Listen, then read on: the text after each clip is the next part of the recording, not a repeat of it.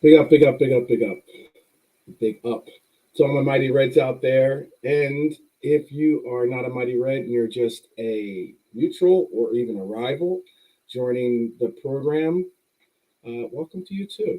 As always, we are very cordial and very, very, polite to say the least. But big up, big up. Today we're going to be going into something called like the player spotlight, or at least I'm calling it the player spotlight, where I'm going to go into certain players, whether they're being maligned or being maybe what I think is possibly even false or fake news. Um, uh, Big up to Marion, blessings, blessings. Marion is one of the loyal Mighty Reds Army. She definitely is someone that I appreciate, and um, I even appreciate her husband, despite him being an Everton fan. So, so all the same, all the same. Big up, thank you for joining and showing some love there. Big up to Nigel as well, dropping the comment. I saw it. I saw about his disdain over. Let's see right here. This being worn by this man and not by Trent. It's okay. It's okay. Um, but let's really get into what this story is all about. Basically, what I'm going to be going into again is about Trent. Excuse me, about Trent. I got Trent. Uh, my mind here. About Virgil and about some of the things tonight. Or so I'll give you a little background. I was um, I was watching LFC Transfer Room, and they do some great shows. And they do two different broadcasts too, where they do one from America, and they do one I believe from England, and they deal with like various topics of transfers and such. But they also deal with like concerns and things about the team, and they also deal with various topics. And big up Brian, big up Brian. I'll have to. And Brian, I think I have you on WhatsApp. If you're on my WhatsApp, definitely WhatsApp me so I can send you the link. Because I know I would love to hear your opinion on what I'm about to get into, which is the topic of our captain. But um, but yeah, what it is that I wanted to get into primarily is about when I heard them talking about Virgil. They were talking basically about how they viewed Virgil, or kept saying the words like Virgil's washed up, or not washed up, or Virgil's just not the man he used to be. He'll never be this man. He'll never be that man again, or or he's not top class. Basically they were just like maligning him, saying how Virgil, acting as if Virgil was like going to have to fight out a spot with. At one point, maybe had to fight out a spot with like Nat Phillips. Like it was like a coin toss or something. And big up to Natty. Big up to Natty Phillips. No disrespect at all. Um, but I happen to think that it's a shame what we hear when it comes to Virgil, whether it's from his own countrymen, former players that are consistently really, really holding him, I say accountable, but holding him to a incredibly high standard that almost no person could ever really measure up to. And then also when it comes to even like rivals, albeit rivals will say what they want to say. I can understand what they're going to do. Neutrals, whatever. But neutrals tend to side with whatever is more so what you're going to necessarily hear. And what I mean by that is you're going to neutrals tend to just repeat the things that they hear on the punditry. Um, Here, and I'll put my Twitter is so if you see, I guess you might not be able to see it on because you might be on your phone, but I'll put my Twitter here. It's in the bottom right hand corner is my Twitter address, but I'll put my Twitter address for you guys if you guys ever want to get in touch with me or it tells you how much I'm still got to wake up here. Apparently, I'm writing in some different things. I already said the Reds 12th man. The Reds 12th man is my Twitter handle, and Yeah. So what I was getting into primarily was that they rivals neutrals will tend to be the ones that tend to do what this more so, but even our own supporters tend to do what I call like this parrot punditry, which is like basically where you hear these pundits. No worries, by the way. Um, so they tend to do this thing where they just you just repeat. You hear people repeat these things that have no real basis. That if you really researched them, or if you really looked into it, you would find yourself, you know, you'd find yourself saying that's not correct. And let me get this in here. Send it over to here. I'll bring my captain, me and my captain to the left here, to the left. Um, and basically, what it is that Virgil. They kept saying like they kept talking about how Virgil again was not wasn't an elite defender. He's not one of the top defenders. Basically, is what they're trying to say, and I really don't agree with that. I mean, like this is what Marion's saying is spot on too. Like as in um, Marion saying, "Oh, his countrymen have some kind of agenda against him.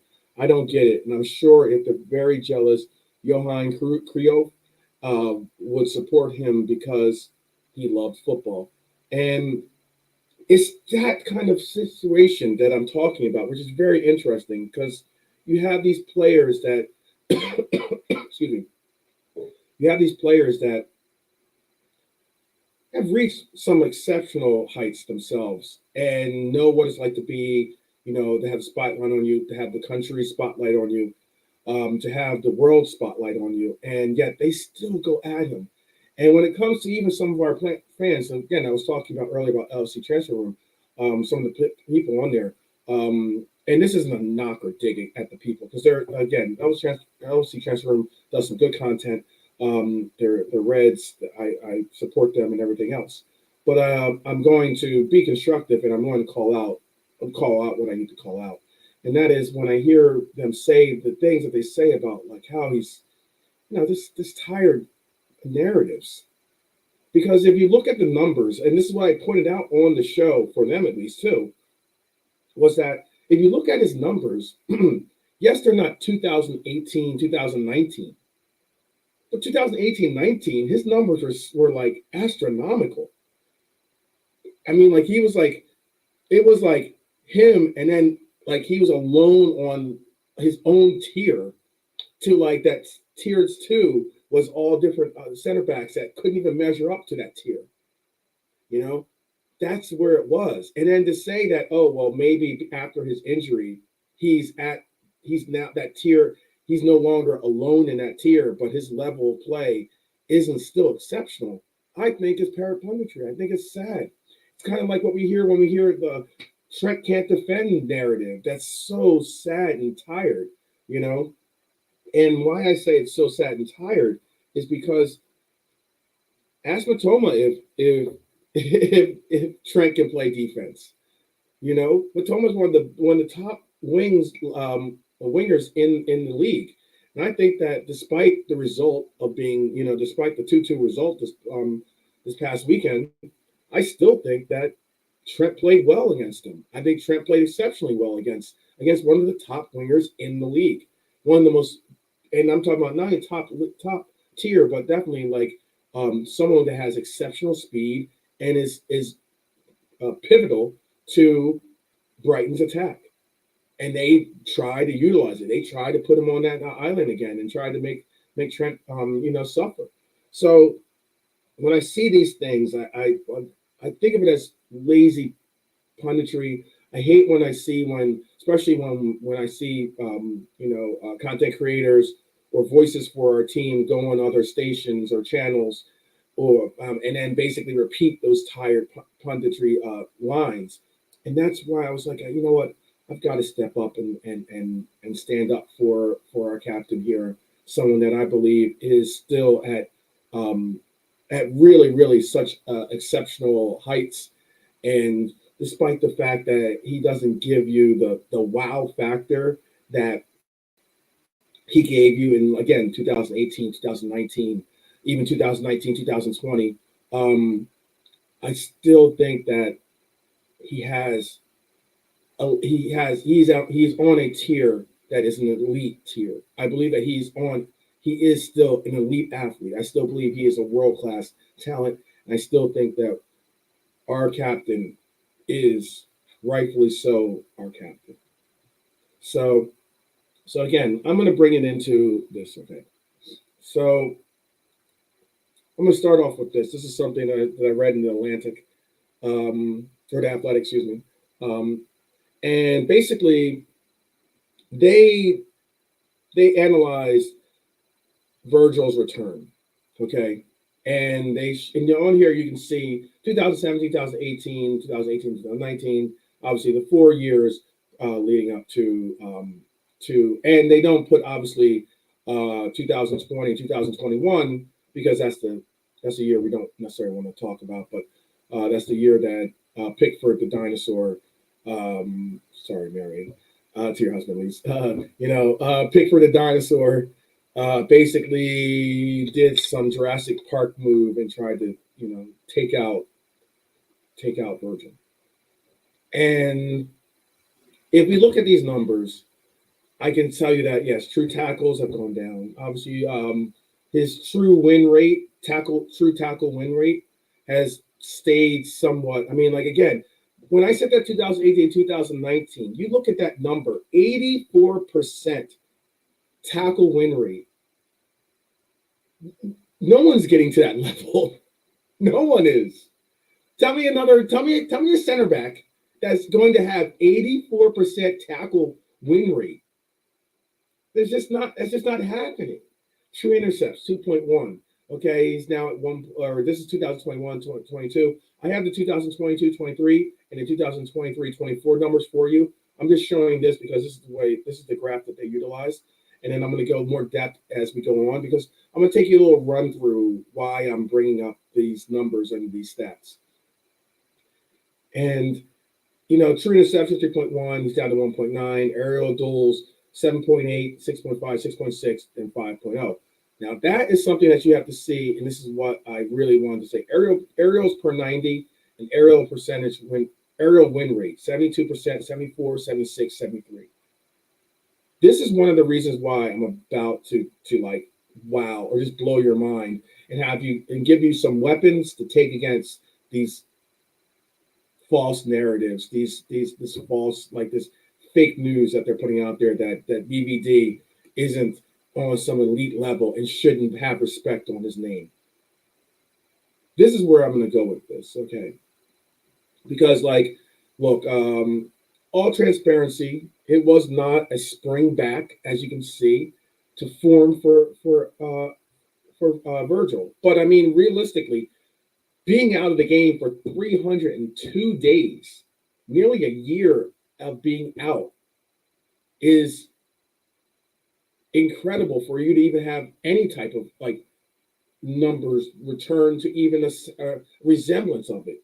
Whether the tackle rate was the same before the injury, obviously you can see that. The true tackle is just slightly off. True interceptions just slightly off. Obviously, the aerials per duel was down. Okay, and the aerial win rate was about the same. He wasn't engaging, obviously, in the same amount, but his win rate was still pretty high up there. So this is taking into account again, like those numbers to that point.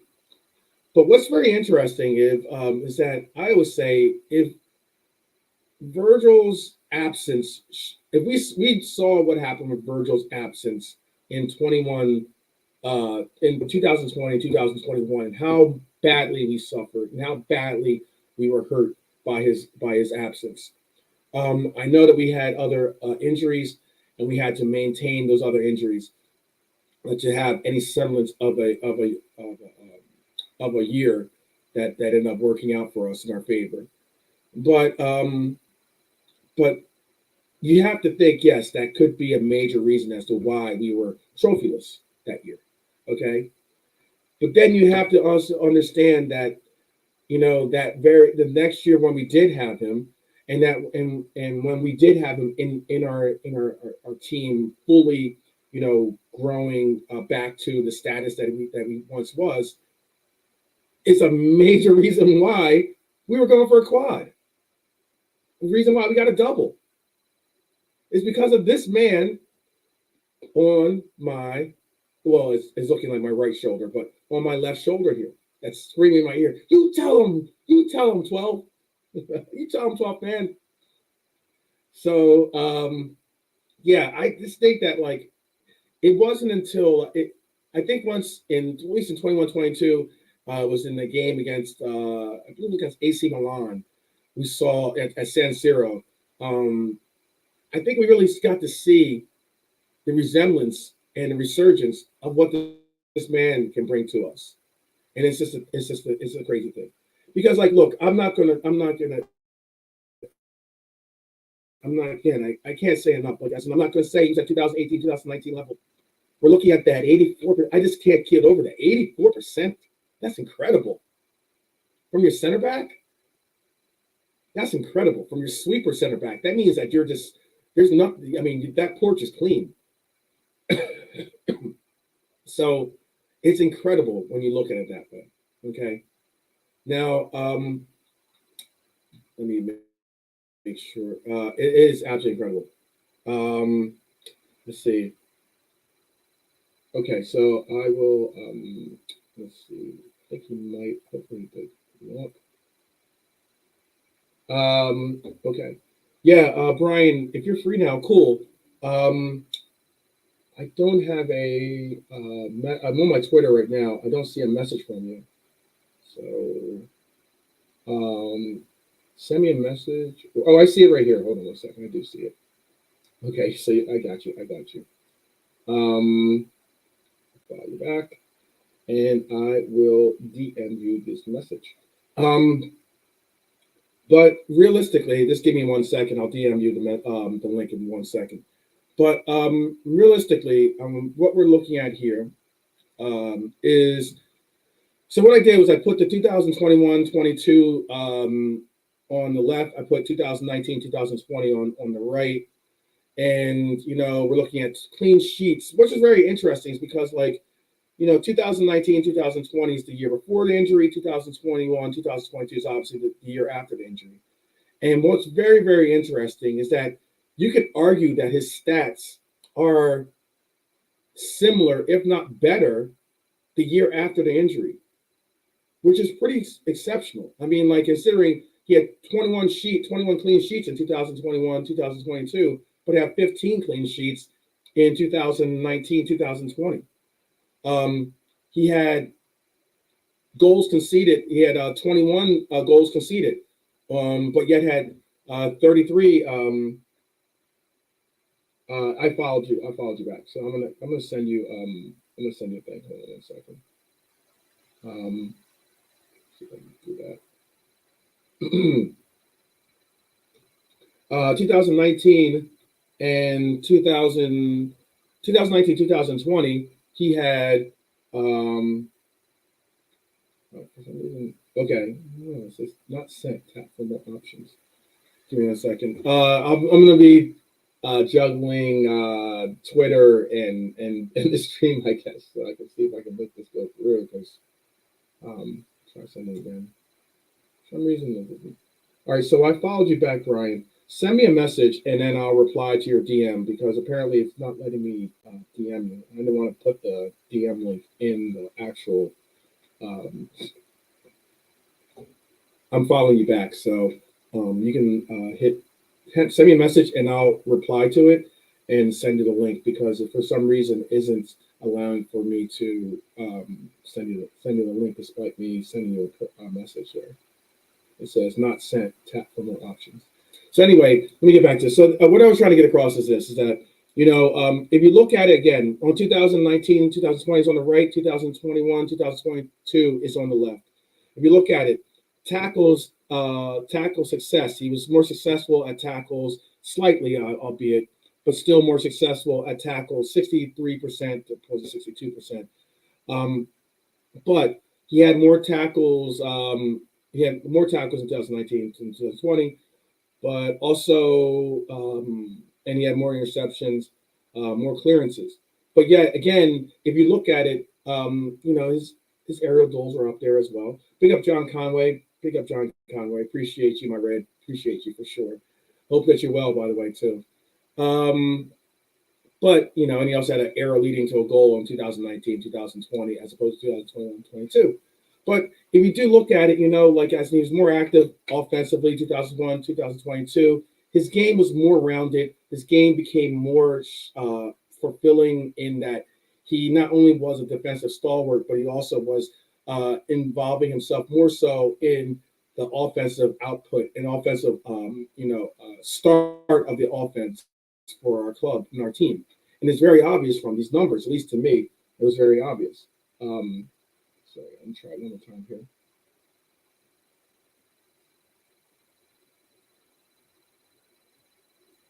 It's still not letting me do it. All right, Brian, I'm just going to respond to your message.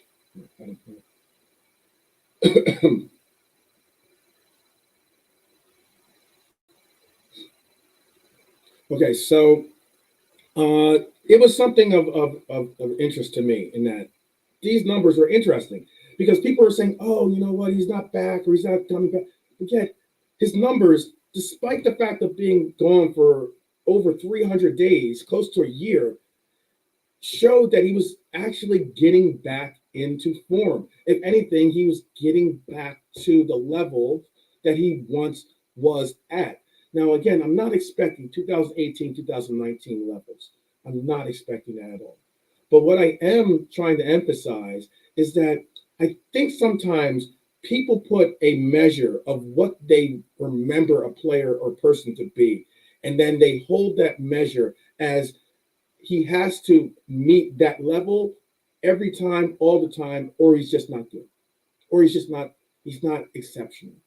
And I think that's you're doing a disservice by doing that, because when you do that, you're not recognizing the fact that he is better and it is more than just that. And Brian, I see you in the chat. I'm gonna let me just go through a few more things before I bring Brian in to the conversation here, because I think that these are really important statistics that I really wanted to get out there. So this is again, I'm going through the measure of 2018, 2019, 2019, 2020, 2021, 22, or obviously going throughout all these years and leading up to where we are now. And this is some statistics during that year back, and also during the year that we were missing him, that shows some percentages of win percentages of what it is. And also we're gonna have Uncle Roz be joining us as well. Again, I'm gonna have you guys I'm gonna go through a few of these statistics just so I can give some real context, and then I want to have them join the conversation so that they could really give some outside perspectives and everything else. So if you look at this, what we're looking at here is the win percentage. Okay, now this is Virgil with his partners, and this is Virgil without his partners. Okay, and what it is that on this statistic, you're going to see that with Konate, he has a 71% win percentage. With Gomez at 54.5, and then with Matip, he had a 71. This is after the injury, obviously. And what you're also seeing is the average goals are around 2 goals a game. Average, this is 4 average goals for us, was around 2 goals a game. And normally we averaged right around 1 goal against when with each one of his partners. The crazy thing about this too, though, is that the win percentage without Virgil in our lineup was 55%, around 56%. I'll round up. But yet, with Virgil is 69%. That's a huge difference. 56 to 69% is a huge difference. With Van Dijk, 69%, and without Van Dijk, the winning percentage of 56%. And again, if you see with Van Dijk in our lineup, we have an average, or at that point, this is now again only going up to 21, 22. This is just the year after. This was, we had a point 0.8, so around point 0.8 average goals to, opposed to 1.3 average goals. And we were scoring more because, again, I said how he's more involved in the offense. Things were going and facilitating him through more through the offense. And those were very, very important. I think that's very important context that you have to utilize, or you have to understand, because um, it's it's something that, I think people don't give proper due to. Um, so let me just make sure that he understands what's going on. Um, and again, I'm excited to be able to bring in some of these participants that are going to be chiming in on what I have to say about Virgil. So again, uh, I really like that, the fact of, if you really do look up these numbers and you really do break down the numbers, you get to see that he's not only a defensive stalwart still, but he's still somewhat of a player that creates consistency, stability for that back line, leadership for the back line, creates has great partnership bonds with these other center backs, and obviously the fullbacks as well. Is able to, have a really great connection and relationship with his goalkeeper, our goalkeeper, Allison, excuse me. And those are important, because now I'm going to bring you into, these are 22-23 statistics for our player. Now, if you look at these statistics, he looks at goals conceded 35, 62 percentile, goals per minute 62 percentile. Now, this is 22-23, people, again. And this is, again, something where, his clean sheets at 11, 74 percentile, tackles very low, interceptions, ground duels, aerial duels won 90%, dribbles past 75%, clearance is 95 percentile, shots blocked 81 percentile, penalties given away. We only had one penalty given away, which is like very, very, very, very small. And why I'm getting into this is that, like, it matters. I just think that it needs to be brought out that these statistics matter. If you want to get an easier look to it in the statistics, you had clean sheets of 11, 36 goals conceded, again, like I said earlier. But we're looking at, he had an assist, but you're looking at 25, over close to 2,600 passes. You're looking at passes per match. You had like nearly 80.66, so nearly 81 passes a match. That is exceptional. Crosses, obviously, big chances created, not as great as I would like to see, but still, all the same, he's not that person. We have plenty of players and people for those roles. But his accurate long balls are 149, exceptional numbers. Area battles won 98, battles lost 35, duels lost 57, duels won 130, 130 duels won. Recoveries 168. These numbers matter to me because I think that people don't recognize the fact that these numbers are still up alongside the same numbers that he was giving before the injury, and even the year previous, or the year after the injury. They're a slight tick up from those numbers before. That's why these numbers are important to recognize. And let's go on to 23-24, and this is where we're at now. 23-24, we're still looking at, where the goals conceded are concerned in a lot of people, because a lot of people want to see clean sheets. I get that, but we're also looking at, this isn't a full year, obviously, because 23-24 is just still in the process. But we're still looking at the fact that his tackles, or his interceptions, 99 percentile in interceptions. Ground duels, or duels won, 77 percentile. I get the ground duels doesn't look that best, because his approach towards tackling is different. His approach to how he goes about bringing in his approach is different than before. I just think that, honestly, Virgil Van Dijk is a student of the game. And he's a student of the game, is that he's always learning and always getting better. And I think that what he's done is he continues to he's like one of those like chess masters that sits in the park, and you roll up, you think you can take him, and he's got the clock, and he takes your money type deal. Like aerial duels won 98 percentile. This is this current year, people. 98 percentile is where he's at for aerial duels one. Dribbles past. He's had no one dribble past him this year. 99 percentile is where he's at. Clearances, 99 percentile once again. Shots blocked, 99 percentile. Penalties given away. Okay, now I give that. You might say the penalty that he got, and Brian, I'm about to land the stats just so you know.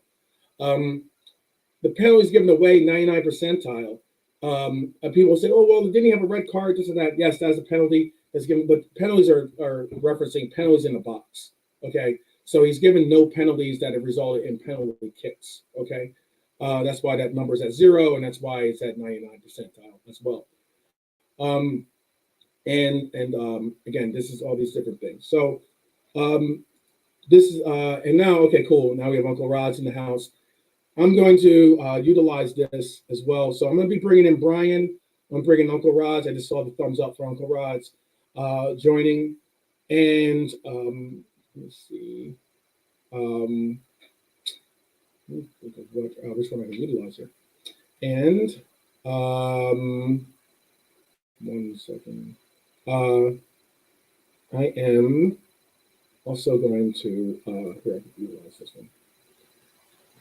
Okay, so I'm going to be bringing you guys in, bringing in Brian. Oops.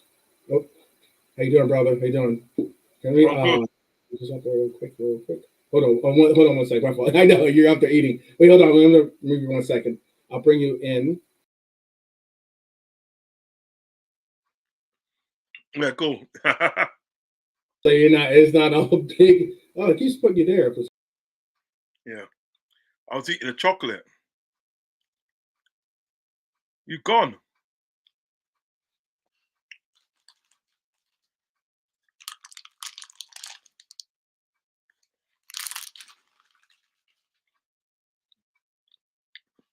Oh, go on. I'm trying to get you so you could be on the side here. I know he's getting you when you're eating. Yeah, you make me laugh. Hold on 1 second. Hold on 1 second. Brian, are you there with us? Yeah. Okay, just making sure. Okay. Okay, I am going to do this.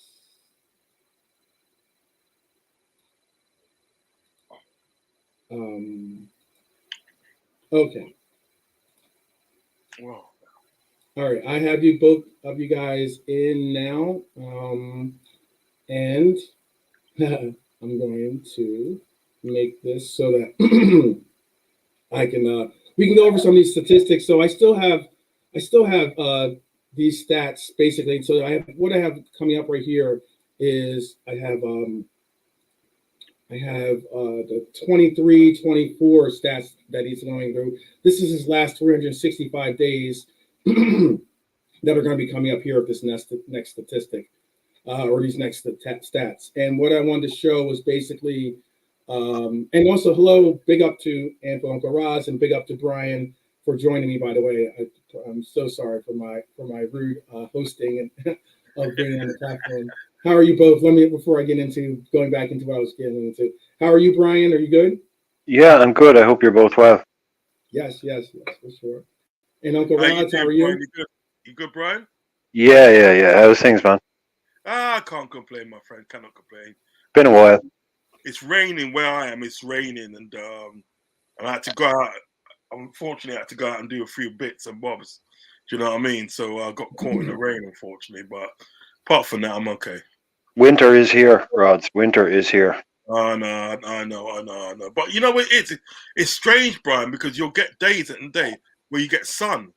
You'll literally get sun in that, and it's sun and it's hot and all that hot. And then, but in the night, it'll start raining. It's weird. It is weird. But everything's all good. And thank you for inviting me on your show, Liverpool 12 man. It's always a pleasure. Always a pleasure to have you both over for company. It's like having family over for for company or for dinner. It's all good, And you Americans, when you throw down with your dinner, you look throw down. Yeah, right. Hey, as a Black American, if I say we're having a barbecue, oh, be prepared to come out messy and full, definitely. Yeah, that's the way doing it. That's the way. Listen, at the end of the day, that's why I like when you see American barbecues, especially like the Black American barbecues. It's just like so much fun, isn't it? It's just so much fun, laughter, drinking, eating, and stuff. Do you know what I mean? And dancing, and it's just so much fun, isn't it? That's absolutely. Absolutely, yeah, we take over parks for sure. I know it is. But I have Virgil yelling in my ear here to get back to what it is. So let me just get into some of these things. So I do have some 23, 24 statistics here. I only have about a few more statistics, but I wanted to bring out these things and I wanted to show you guys something that I thought was very relevant to the discussion. And what it was is that, obviously clearance says aerial winds, like as in right now, this is a 365 days of it. So it stems back to last year and counts for this year, for his statistics. And what we're looking at is the aerial winds. Can't call in here. No one wants to give me a piece. 1 second. It's a booty call. It is Friday night. I can hear you still. Yeah. I took my camera down, but I can still hear you. Oh man.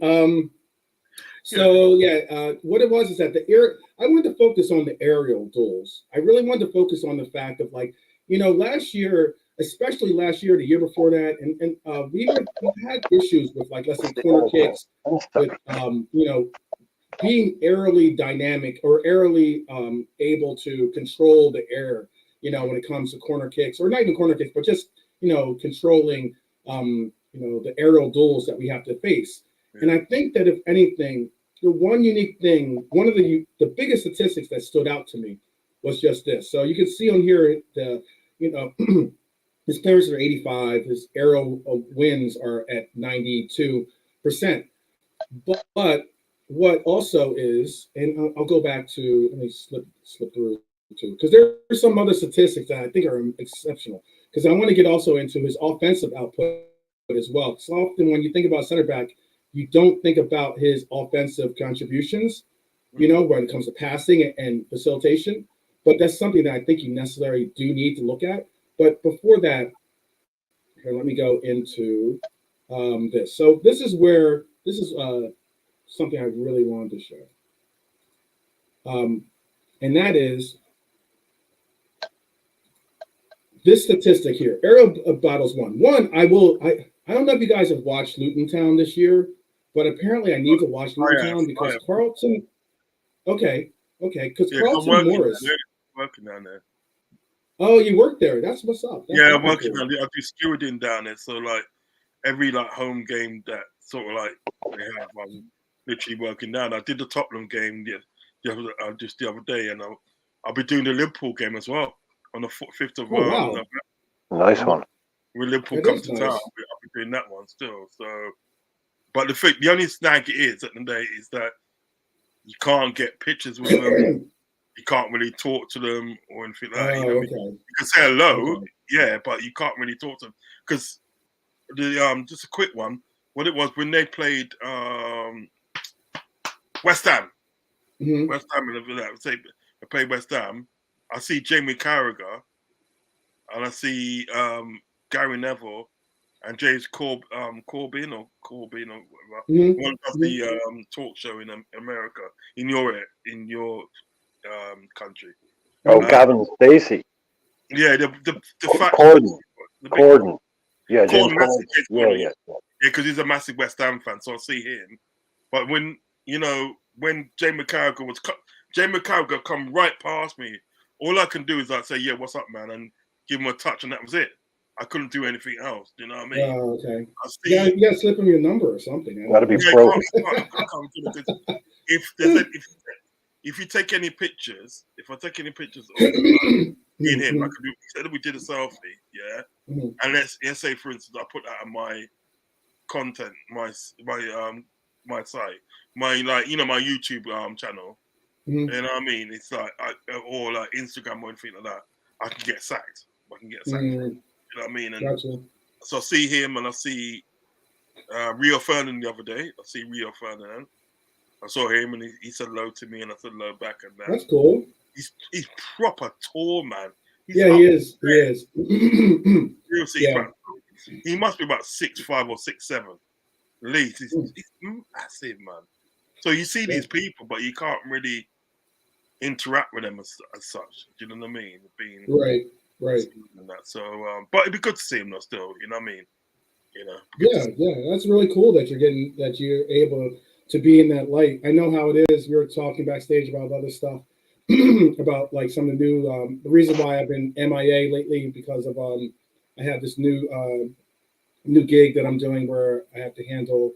I have to represent or handle some celebrities that come into the state for some of the gigs that they have out here. But and again, it's difficult. It's like you were saying, you want to take selfies, you want to do things, you want to post, you want to do all these different things, but you just can't, It's a lot. You just can't, and it's just not worth obviously your job. You know what I mean? Right. Exactly.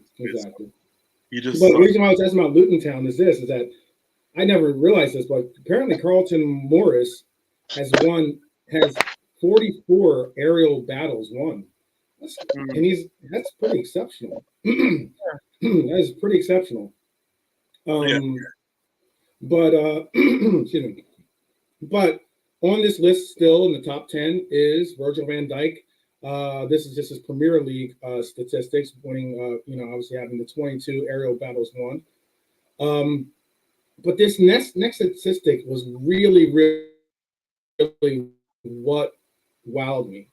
Now, if you look at it, this is current. This is the 23-24 season.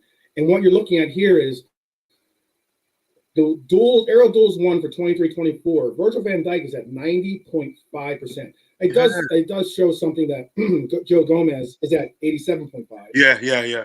But which is exceptional. That's exceptional. I mean, it goes to show you that I believe that Liverpool has made a concerted effort to win the aerial battles, a concerted effort to try to have aerial dominance when it comes to an issue that we had significant issue with, I believe, last year and even the year before this, and that is being able to not get touched off of set pieces, basically. To concede goals or concede possession off of set pieces, and that means that if you're going to be doing that, chances are, unless it's a low cross, or unless it's a short corner or something like that, you're going to have to win the aerial duels. And Virgil van Dijk has been doing just that. That's something that I really, really noticed as well. And if you even go as far as, again, I spoke of how I think he's making a difference through his passing. I think that's something else that needs to be shown as well, because if you look at his passing, these are his passing numbers, and his passing numbers in involvement in play is incredible, considering this is aerial wins. Let me get this one little statistic here. If you look at his passing completion is 92nd percentile. His passes attempt 90 percentile. Passing completion 93 percentile. You see all those greens? That's for passing. Yeah. That's incredible. He's not crossing. The reason why the one red is because he's not the person crossing into the penalty area. Okay, and he's not passing into the penalty area. So that's why that's gray and red for him when it comes to passing. But if you look at it, progressive passes, close to 60 percentile, 59 percentile to be accurate. Passes into a final third, 74 percentile, 76 percentile, key passes, 82nd percentile with expected assists, expected assist goals, assists, 97 percentile with the for his position on assists. Exceptional numbers, live ball passes, 90 percentile, dead ball passes, 79, close to 80 percentile, passes from free kicks, 88 percentile. Exceptional numbers, people. Exceptional. Touches, again, how many touches the guy does. In our defensive measure, he's in the 99%. He's always involved in the play when it comes to our final third, 99 percentile. In the defensive third, that's just in the penalty box. In the defensive third, 97 percentile. These are exceptional numbers for an exceptional player. And when I hear that Virgil isn't world class, or when I continuously hear, oh, well, he's lost a step, or he's not the player they used to be, and this, even Virgil at, let's say, we're giving him A, B, C level type grading. Virgil, even at a B level of what he used to bring in at 2018, 2019, is still exceptional levels. Yeah. And I think that's why I get such, a bee in my bonnet, as they say, when it comes to hearing people go over and just say discouraging or disparaging words about this player. Again, this number right here again is you know what it is? Sorry to cut you. You know what it is today? Virgil Van Dijk today, to me, is a very exceptional player. He's an exceptional player. Do you know what I mean? That's why we waited all that time in order to get this player. You know what I mean? Yeah. Yeah. But as with exceptional players at the end of the day, right? It only takes you to have a not so good season as you did the season before for the criticisms to come in. Do you know what I mean? Virgil Van Disney, Virgil this, Virgil that. Do you know what I mean? He's a fraud. He's this, he's that. Do you know what I mean? Because at the day, he didn't have a good season as he did last season. Now, there's context to that, right? Why he never had a good season. It's because at the day, he was coming off an injury. He's coming off an horrific injury. It was a situation that he might not play football again. Do you know what I mean? This is what people got to get into their heads. He might not play football again. So for him to come back at the day and to show such improvement of what he's done, right, speaks for itself. But you're always going to get these people in the day, right, that would want to criticize a player. You know what I mean? Because at the day he hasn't put on the numbers as he did last season. I mean, even look at Darwin Núñez. Look at Darwin Núñez. Let's take Darwin Núñez. I know you're talking about Virgil van Dijk, and I also will get back to it. But drawing a reference to Darwin Núñez, in his first season at the day, that he came into Liverpool, he scored 15 goals in all competitions. Do you understand what I'm saying? Yeah. Now, for a person today that's coming to a new league, new way of playing football, new culture, and all those stuff, for him to score 15 goals in all competition shows me and there's more to come. Shows more to come. But then, what it was, the amount of criticism that he got, you know what I mean? If you look at the amount of criticism he got, people calling him Darwin Noodles and all them sort of thing there, totally unfair. You just have some people and unfortunately, right, when it comes to football, their knowledge at the day is very limited. It shows. It can show. That's why I believe that sometimes we often tend to see people utilizing what I call parrot punditry, and that parrot punditry is just repeating what some of these pundits say because the pundits are there to get clicks. They're there to get, they're there to stir controversy. They're there to press and get people involved. Look, it's gotten me involved. It's gotten me in such of a tizzy, that I'm not here, doing what the man on my left shoulder, but my right shoulder to you guys, is doing right here, and that is like really screaming. You just don't understand, people. Like, are you not? He's doing the. Are you not entertained? Basically, the Maximus there, you know, because that's what I wanted to bring Brian. I'll bring Brian into this next point too. Is that I'm showing Brian right here. I'm showing. It might be a little difficult to see, No, I but can see it. okay. And what I'm bringing, what if you look at these numbers? Aerials won 92nd percentile, 3.2 a game. Aerials lost 1.07 or 77 percentile, but his aerial percentage winning is 99 percentile. And why I thought it was really poignant to point out is that if you look at it, you notice that stat I showed earlier when he was in the top 10 of aerial duels won, and he had 22. Well, that's because he's only lost 3 aerial duels. He's lost 3 aerial duels. So he's had 25 aerial duels this year, and he's only lost 3 of them. That shows a commitment. That shows the fact that we're not the same team when it comes to whether going forward we're going to be a menace when it comes to our corner kicks and or set pieces. And if anything, it shows a commitment to the fact that we're going to win a good percentage of, because normally Matip or Kanate or even Gomez, if he's playing right center back, and especially Virgil, are going to be marking whoever is. They're probably going to be their biggest threat when it comes to, their aerial duels or aerial wins. Okay. On in our opposition. Yeah. And I think that these numbers matter. Do they not matter? Does that not resonate with you too, or is that something that you don't agree with? Well, the criticism all around it, I didn't really see the show you're talking about. Mm-hmm. It's strange. Like the guy, if you look at again, you look at all his numbers, and you're looking at one of the best in the business. Right. And I don't have any problem with someone putting up a video criticizing Virgil Van Dijk. I don't have any problem with someone putting up a video saying Virgil van Dijk is washed and we should move on, as long as they mean it. If that's their firmly held belief and they actually think that's true, then they're entitled to think that. That's but if you've got like what you're talking about, whereas you've got people just because it's an international break and there's not many things going on, you just got to throw up a few videos and about this and that. So if they've decided to pick on Virgil, I think it's a poor target.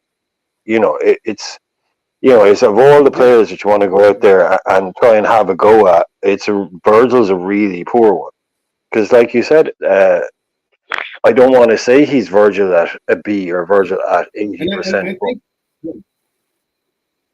It is better. Like even like okay, it's like I have trouble getting over the Pickford thing. Yeah, I do tend to move on pretty quickly, like the Spurs game and all that. Like I've just that's in the past. I moved on, but I have a problem with Pickford because that was such a fucking horrific challenge. 2 feet off the ground.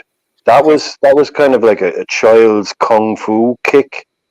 It was just it was like who does that? What kind of move is that? We know he's a crazy keeper. We know he's a bit this and that. But like on what training ground do you learn that maneuver to dive 2 feet forward, both feet off the ground, and do somebody in the knee?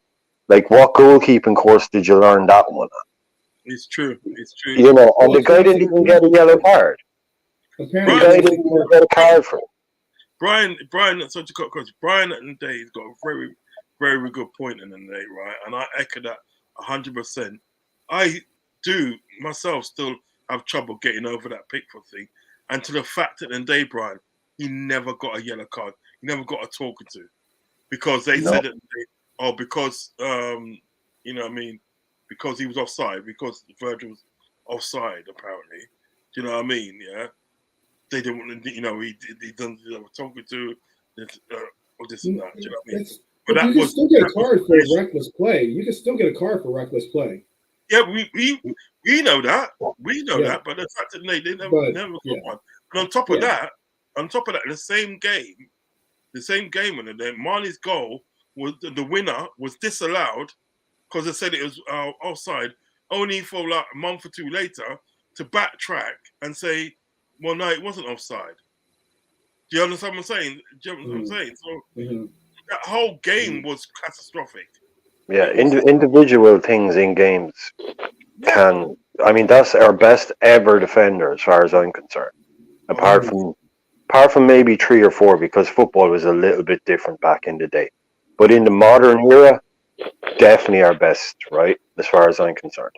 And it just takes them out of the game, and it takes out one of our most important pieces for a year. And a guy, like you said earlier on, Rods, and there's injuries that we get now that you're out for 8 months for. Back in the day, that's your career done. yeah, Back in the late 80s, the late 90s, an ACL, you're finished, dude. You're done. yeah. Now a guy can come back after a second ACL because medical science is crazy. Yeah, But it's different. back in the day, that finished your career. Yeah, You're done. You're right. You're exactly right, and you know, a lot of people and they got to realize it in the day, right? Whereas like these days, and they talk that technology is moved on, and sort of like and they're able to sort of like diagnose things more better, able to treat things more better. It wasn't like that in the late 70s and in the 80s and in the 90s. It wasn't like that. Certain injuries that you got in the day, right? That was it. You was finished. You was literally finished.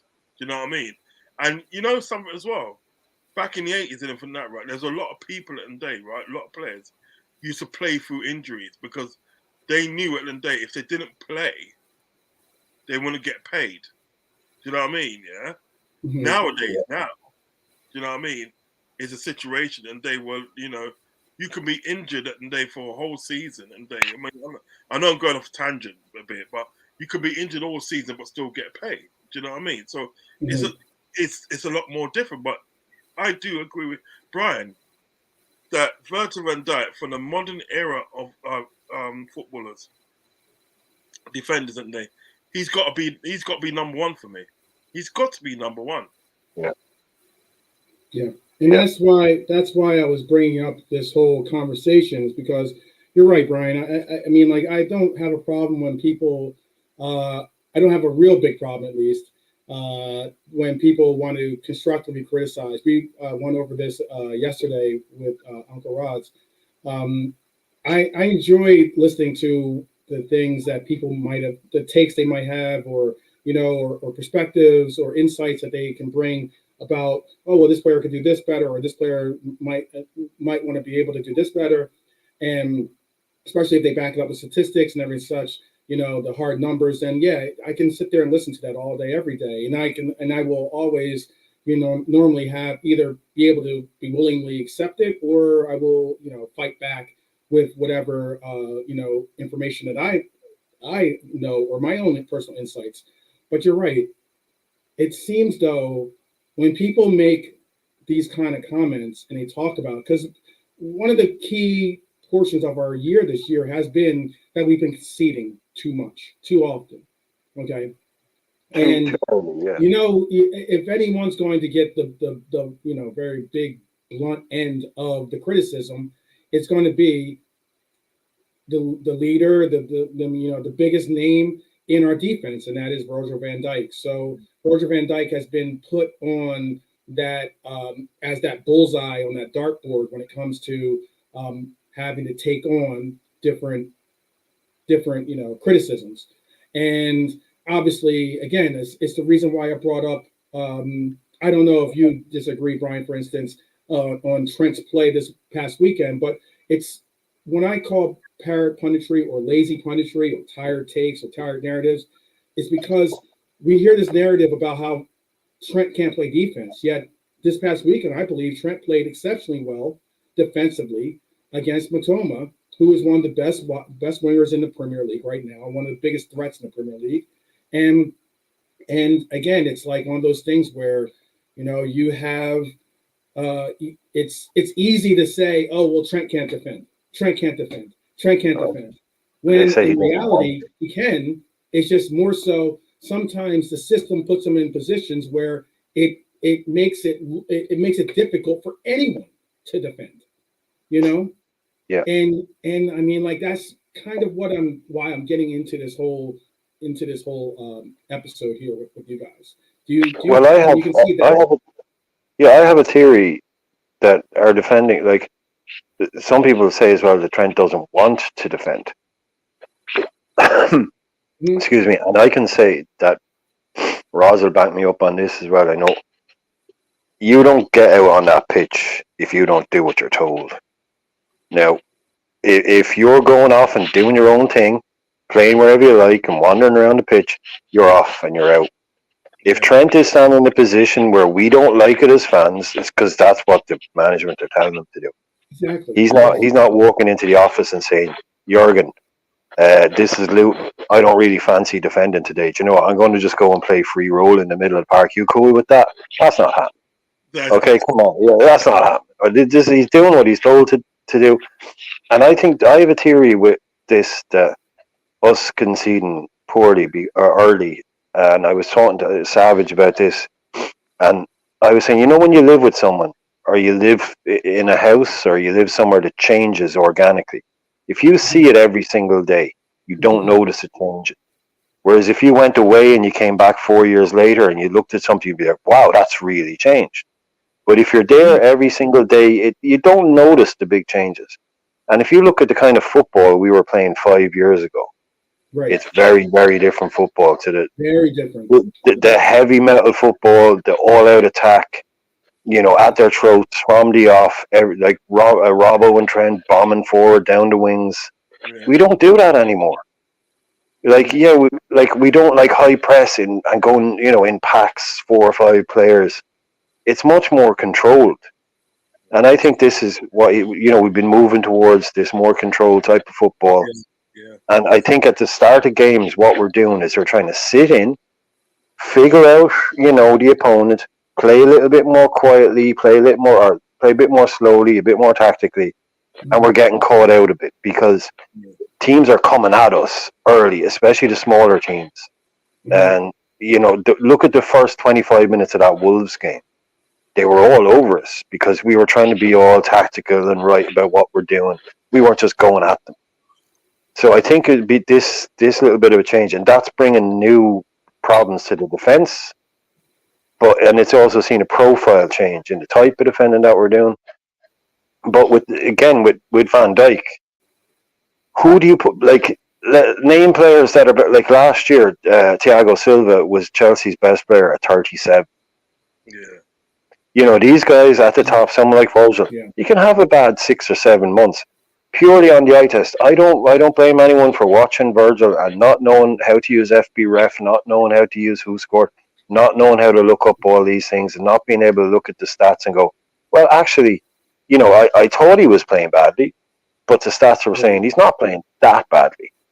You know, you got guys who just see it on the eye test and they go, he's not as good as he used to be, and then they just leave it at that. He's not as good as he was 3 years ago. Oh, he got finished after that injury. That's what it is. That's the reason why, and Uncle Roz, I want to hear your point on this too. So that's the reason why I believe I call it lazy punditry. It's why I believe it's called, you know, it's tired narratives. It's simply like you're right. You don't have to give out our secret ammo of FBref, but still all the same, you know, like.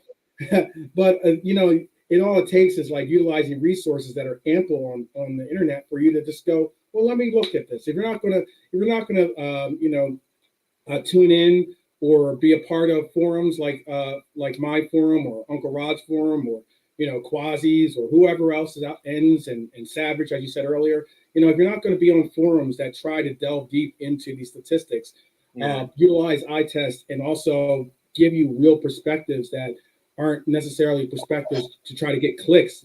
I'm just trying to inform the truth. That's my purpose is to inform the truth, and that's why I wanted to say what I had to say. But Uncle Roz, go ahead, tell me what you needed to do. You know what it is that then when you discuss these matters, you know what I mean, in the way of like, you know, when you're talking about Virgil Van Dijk and any player in the Liverpool squad, you know what I mean? Yeah, you have to add content to it. You have to. You can't just he's no good. Virgil Van Dijk. You can't just say that. You know what I mean? What? All right, then. Why isn't he good? What is the problem? Mm-hmm. And I bet you most of the people in the day that say and they that that got disparaging things to say about Virgil van Dijk and giving him heavy criticism. I bet you they can't actually tell you the reason why they're not good. He's not playing well, and not doing this and doing that. Do you know what I mean? Yes. Like the other day, it's like he made a lackadaisical pass at the end of the day, right? To sort of like to McAllister, the guy nipped in and sort of like took it away and then they scored. You know that, right? The contents to that is at the end of the day, at the end of the day, Klopp is telling them obviously to play up from the back. You know what I mean? Play up from the back. And B, at the end of the day, Virgil van Dijk normally is a good pass of the ball. But sometimes at the end of the day you can get it wrong. You can get it wrong. He's not perfect. He's a human being. You can get it wrong. But most of the times at the day, when Virgil van Dijk hits a pass and the pass is arriving to that person to his feet. Do you know what I mean? He's making it an exact pass, even if it's a long one, diagonal one, or short one. Do you know what I mean? It's getting to that person. But one time you can actually get it wrong. As with everybody, and from that, we do content creating. At one time we can get it wrong. Like, like we may have this information at the day, right? That is obviously not right, and if it's not right, and then what is it? Somebody else will put us right, and they say, "Okay, yeah, I hear you. My bad," and then for that, you know what I mean? Made a mistake.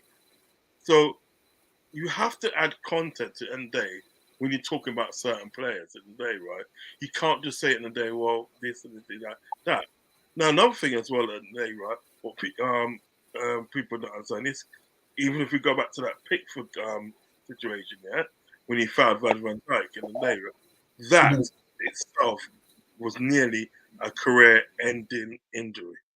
Do you know what I mean? Because a lot of people, because I had Chris Angel on my show one time, yeah, and we were discussing that, and that he deals with a lot of these injuries and rehabilitation and so forth, yeah.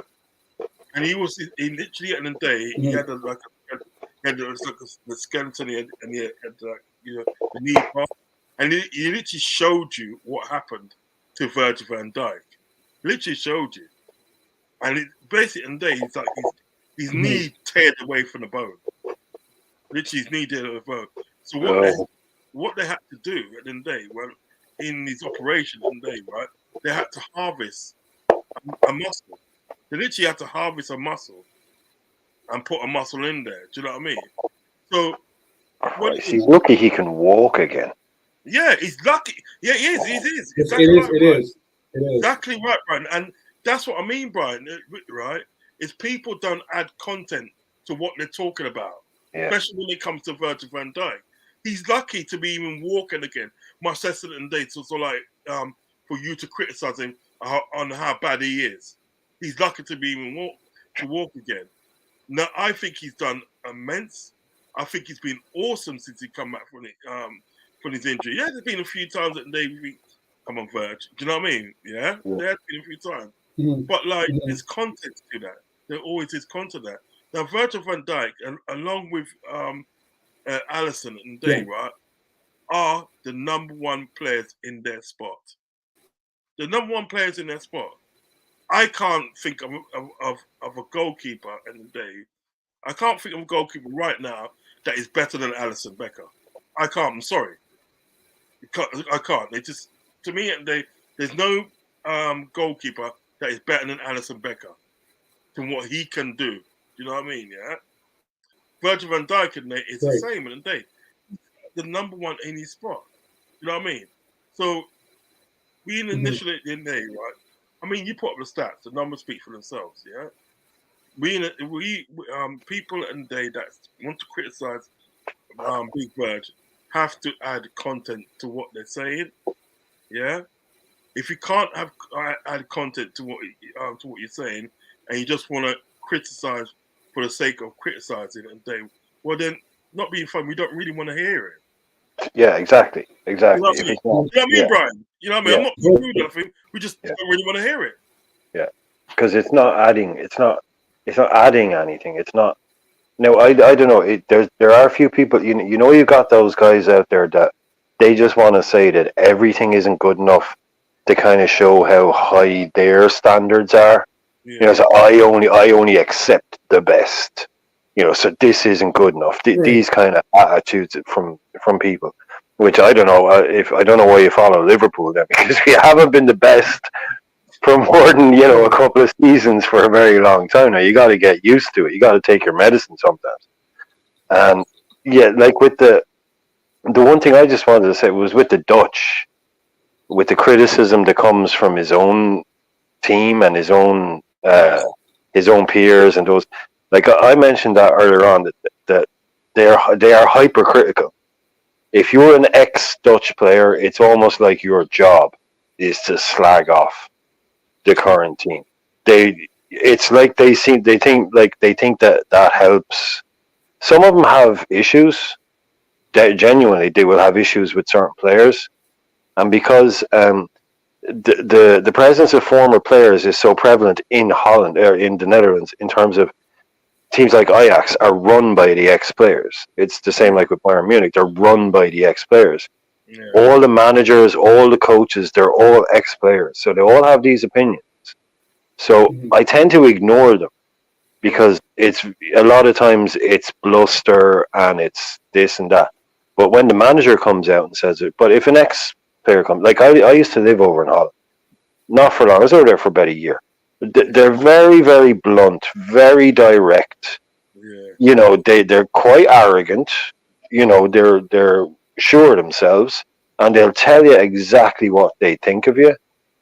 If you ask them, Do you think they that, won't walk wait, up to you. But Ryan, can I ask you a real quick question then? Do you think yeah, that warrants what his, the former national team players that have been so critical of Virgil Van Dijk, do you think it warrants them to say or saying the comments that they've been saying about Virgil even referencing the international game, considering they've been pretty brutal with their commentary on him.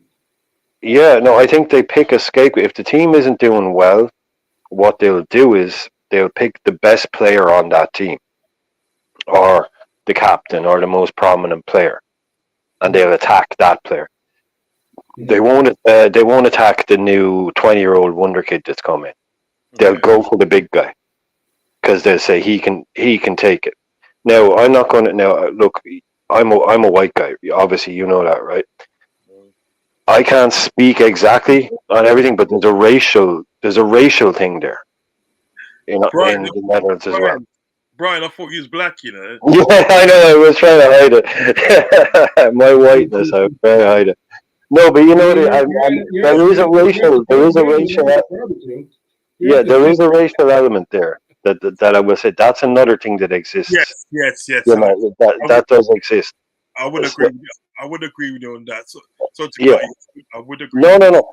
Even again, just from having lived there, you would see that the racial groups don't mix that much.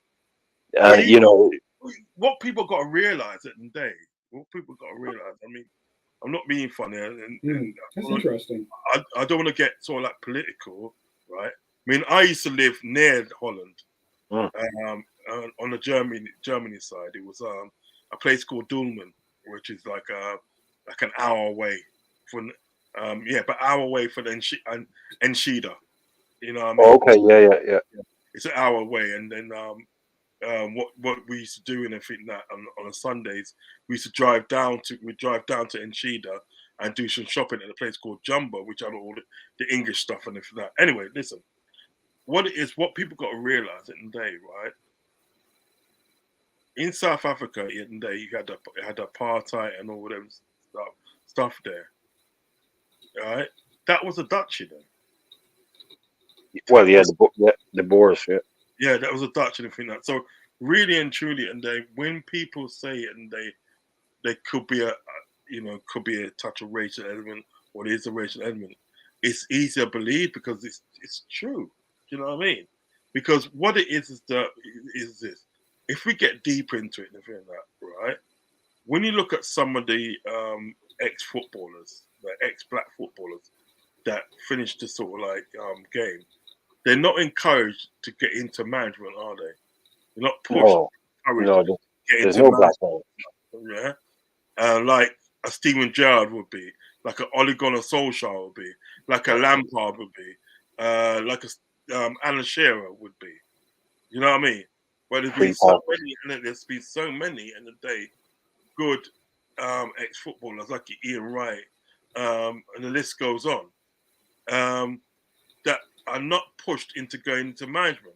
They're not pushed. They're not saying, you know, you should be the next manager. You know what I mean? Because there's still that element of something racial. You feel what I'm saying? Yeah. You know, of like all right. It's like a situation of like, you know, somebody of color telling somebody what to do of non-color. Do you understand what I'm getting at? Do you know what I mean? But there's still those little things at the day in football.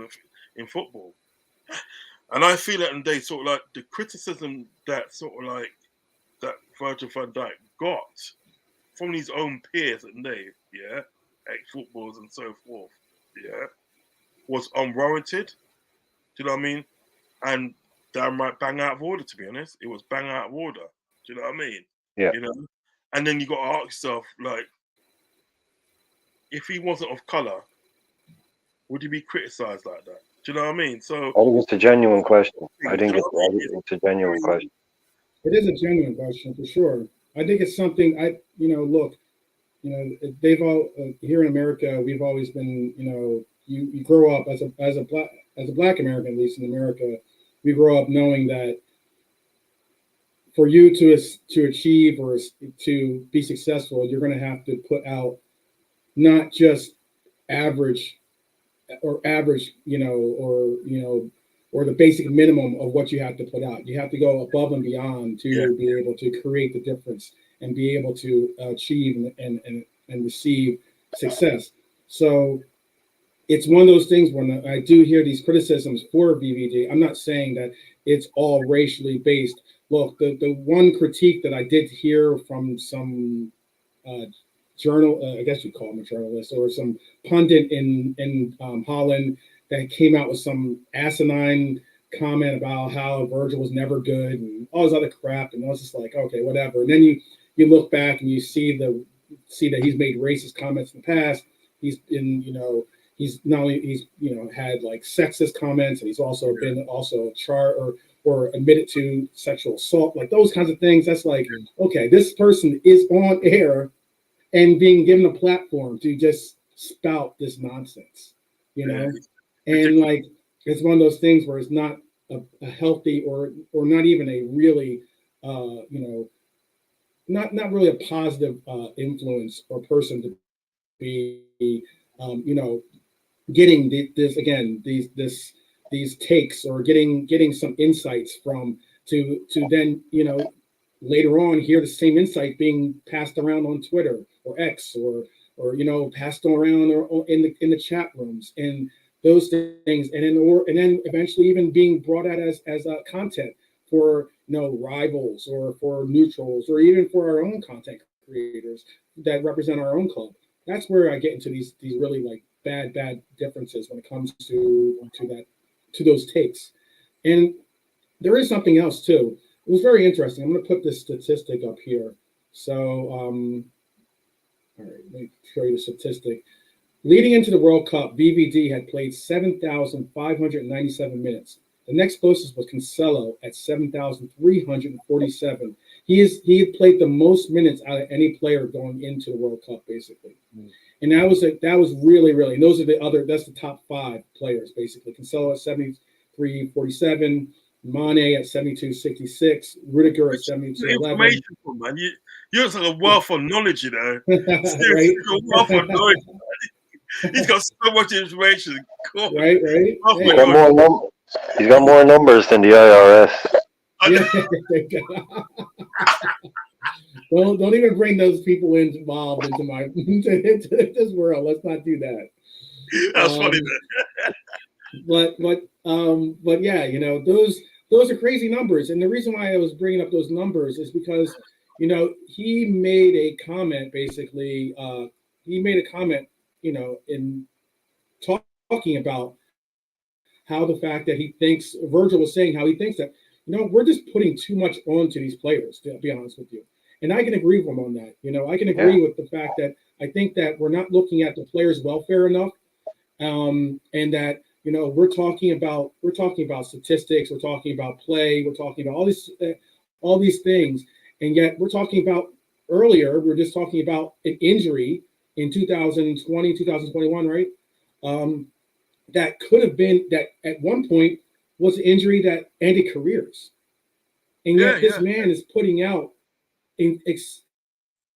like minutes that are so exceptional that you're just like, how's he even able to how's he even able to get up out of bed, and go onto that pitch and continue to put out any type of numbers, or put out any type of contribution to the club, or to his national team, or whoever it is that he's playing for. Because I mean, realistically, that is some crazy numbers. By right.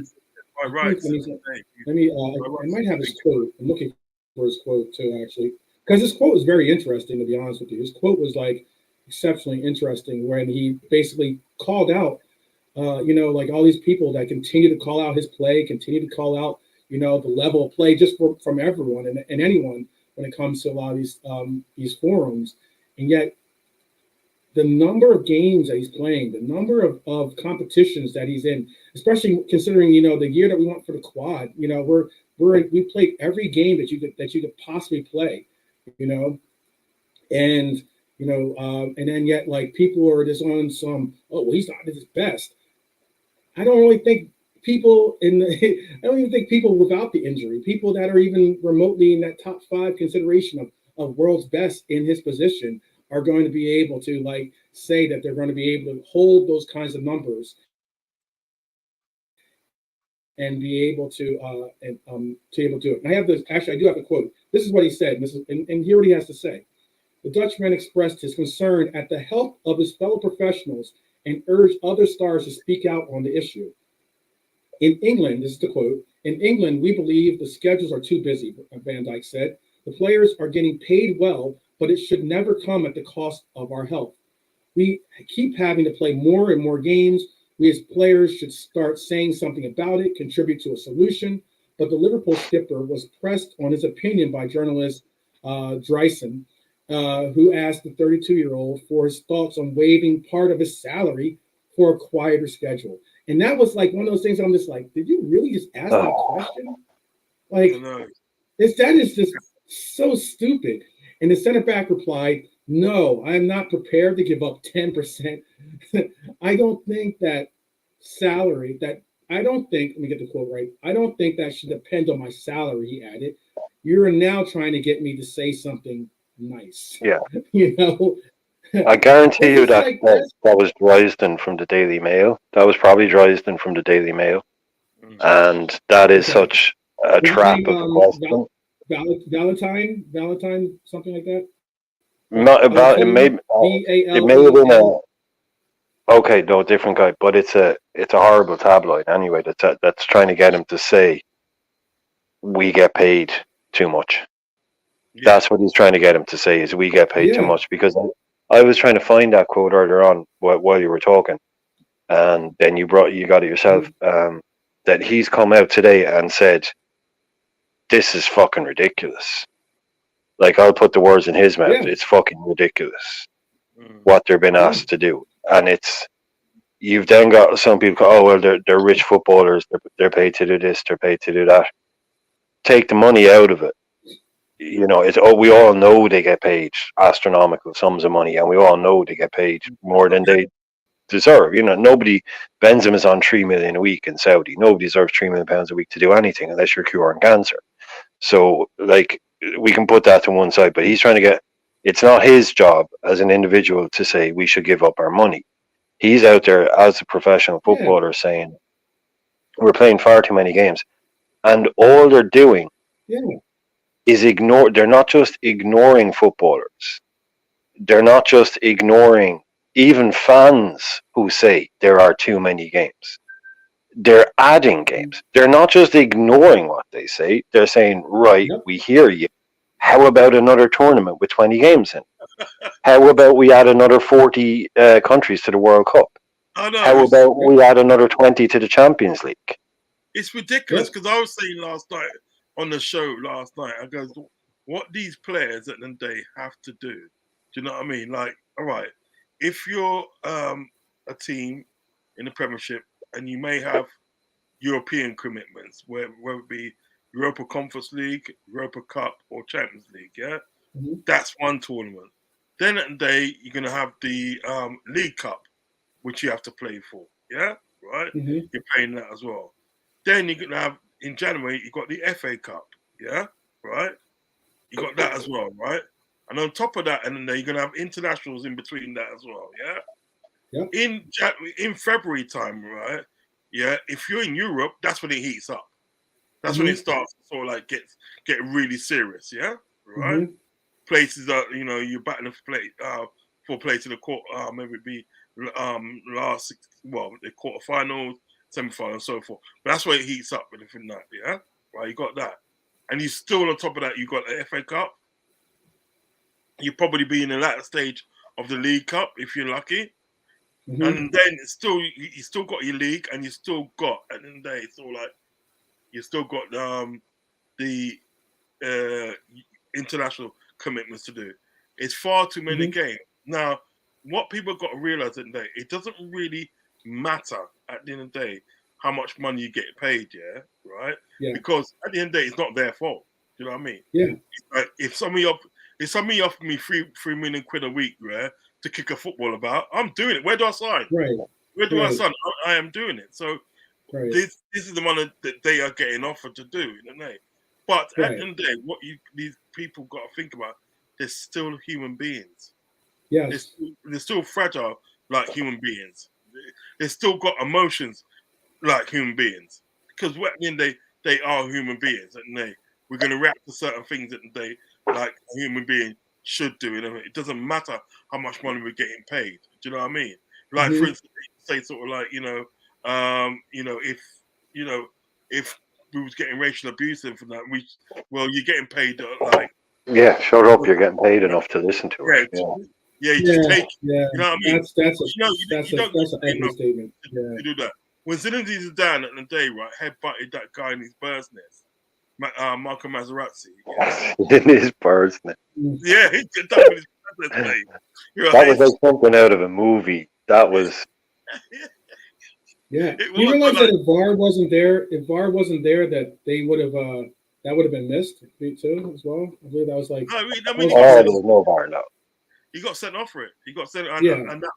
and that was like his last game, wasn't it? His last Hold on. international game Mhm. and stuff. You know what I mean? Because he's retiring. But what it is at the day, right? You had all these pundits at the day, right, saying that they will, it doesn't matter what the guy said to him. He's getting paid enough, and he's getting paid, you know, enough, and so he should be professional. So then the other Right. part goes, well, not being funny. He's still got feelings. It don't matter how much you're getting paid. He's still got Right. feelings. Do you understand what I'm Right. getting at? So No. Yeah. people tend to kind of forget at the end of the day, like, to the fact of like, well, look, you're getting paid this money, and to seem to forget that you have still got feelings. This person still got Yeah. feelings. It don't matter how much money you're paying this guy, he's still got feelings, and he's going to react to things at the day that's I said to him in a human way because he's got feelings. If I'm on a pitch and then if I'm on a pitch playing football and somebody called someone said like, oh, your mum's this and that, do you know what I mean? I'll be like, you know what? And then let's have it. Yeah. Let's have it. I'll be thrown down there and then. Do you know what I mean? You're not Hmm. gonna think and react. Do you know what I mean? So it doesn't Hmm. matter how much you get paid. Yeah. No. Again, we were talking about articles or content. I was just happened to because I guess because I did so much research on this. You know. Oh, big up, big up. You're saying big up to all of us actually. Yeah, but Um, big up to you, man. Big up to you, man. Hit the like button, man. Hit the like button. um, I just, like I said, gold.com, for instance, has an article out just right now. They just published it today, actually, I believe it was. Yeah, today's the 13th. So they just published today. Virgil Van Dijk in decline. That's what their article is. Who said that? That's what it's gold.com. There's a question of, has the Liverpool Netherlands star lost his air of invincibility for good? Great. That's Well, the reason. this is another thing. The guy, I mean, this is like saying after 10 top 10 box office movies in a row, Tom Cruise's latest is only number 2. You're asking, oh, he's no longer invincible? Like, who's invincible? Yeah. I mean, this guy came as close as possible to being able to defend somebody and to being able to win a game purely just by looking at them. Yeah. Do you know what I mean? People say, oh, he had an aura. Yeah, he had an aura about him. It was a little bit tiresome maybe for some people, but you watch him on the pitch, like you've got that famous moment in the Spurs, was it the Spurs game, where he's got 2 people running at him and he just goes, nah, I'm not going to mark you. You make a mistake. Yeah. And he gave the guy with the ball. He looked at the guy with the ball and he went, you are not the threat. The threat is over here, so I'm going to stay over here. Have all the time and space you need. Now, go and do what you're going to do. And the guy made a mistake. And Virgil van Dijk just walked away. And people were like, did you see what he just did? He just controlled 2 people without even touching the football. He just looked at them and they just gave up. Like that whole thing about not being dribbled past. These are not normal settings and standards to have. So, he's dropped off a little bit from that. Fine, because I'll take that. I'll take 90% of VVD, because give me a half-fit VVD over the very best of Harry Maguire, or the very best. That's where I'm getting at. Is that, like, it depends on, like, exactly how and where and why, like, you have these comments and these takes that are being put out there. I mean, like, I don't know if gold.com saw my YouTube post and was like, we gotta go straight to print. We gotta go straight to print to go against Liverpool 12 man's take on the fact that Virgil isn't washed and done. But I mean, like we were referencing earlier, let me read these comments out again. This is the comments that he got for criticism from Netherlands, and you're speaking about your time in the Netherlands as well earlier. He goes, Ruud Gullit has accused him of both arrogance, which is crazy coming from Ruud Gullit. Yeah. You know what I mean? And defending passively since his return from injury, insinuating that he is no longer fully committing to challenges.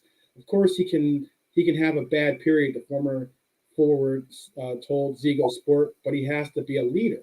But that's a role to which Gullit's fellow Dutch legend, Marco van Basten, does not believe that Virgil van Dijk is suited towards.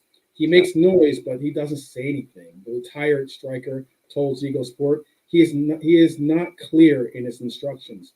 A good captain thinks out loud, makes it clear what is going on. But Van Dijk just creates chaos. That leads to misunderstandings, which is what you, as a captain, are supposed to prevent.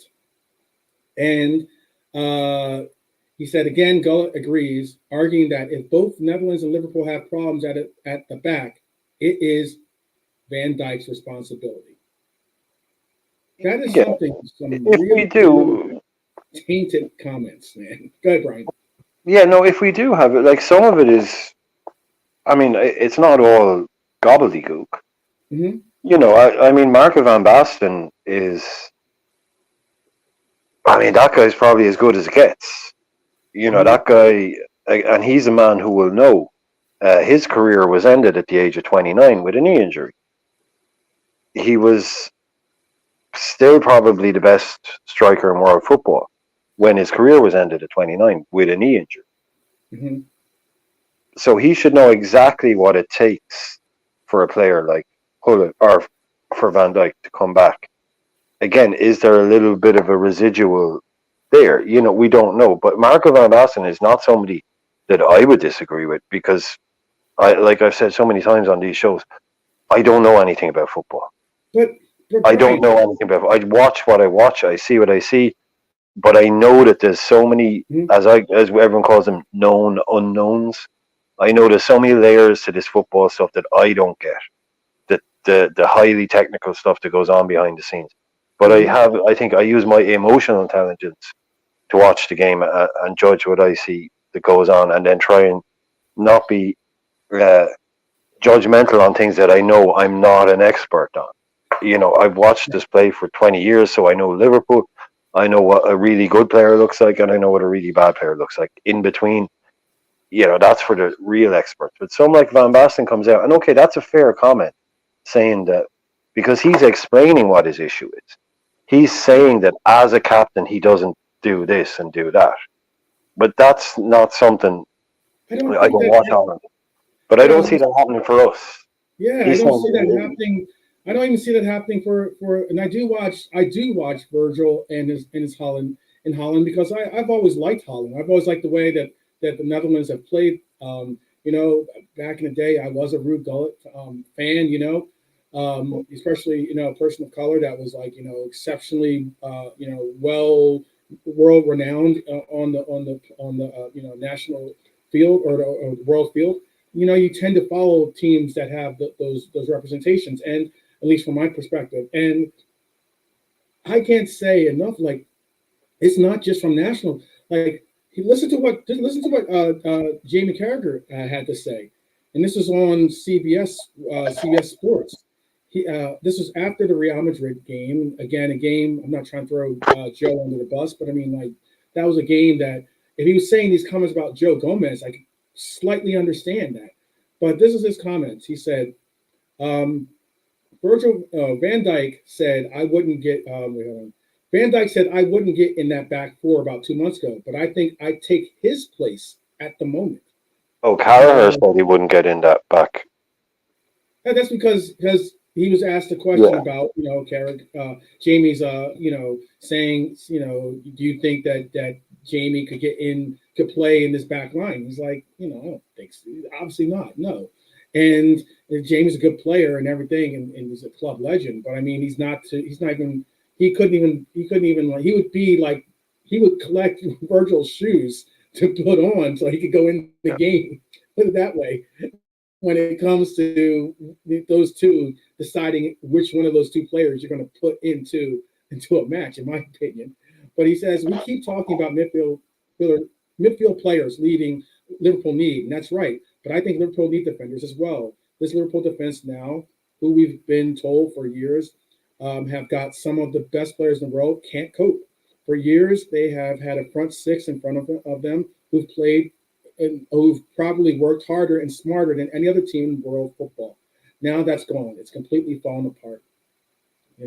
And what it was about that comment, though, about him saying, I take Van Dijk's place at the moment, that is that's some real, what do they say, gravitas? Is that the word? I think it is, right? Like, that is Ball. some fortitude, some real, Ball. yeah, testicular fortitude to say Yeah. that, you know, I mean, because, Jamie, we all love Jamie, and he yeah, put in, I mean, that performance he put in the Champions League final where the guy was stellar. cramping up. I mean, Yeah, that's an iconic performance, but absolutely. Jamie Carragher was, Paolo Maldini, widely regarded as in the top three Hmm. after maybe Beckenbauer and Baresi of all time defenders. Okay. Maldini would always say, if I have to make a tackle, I've made a mistake.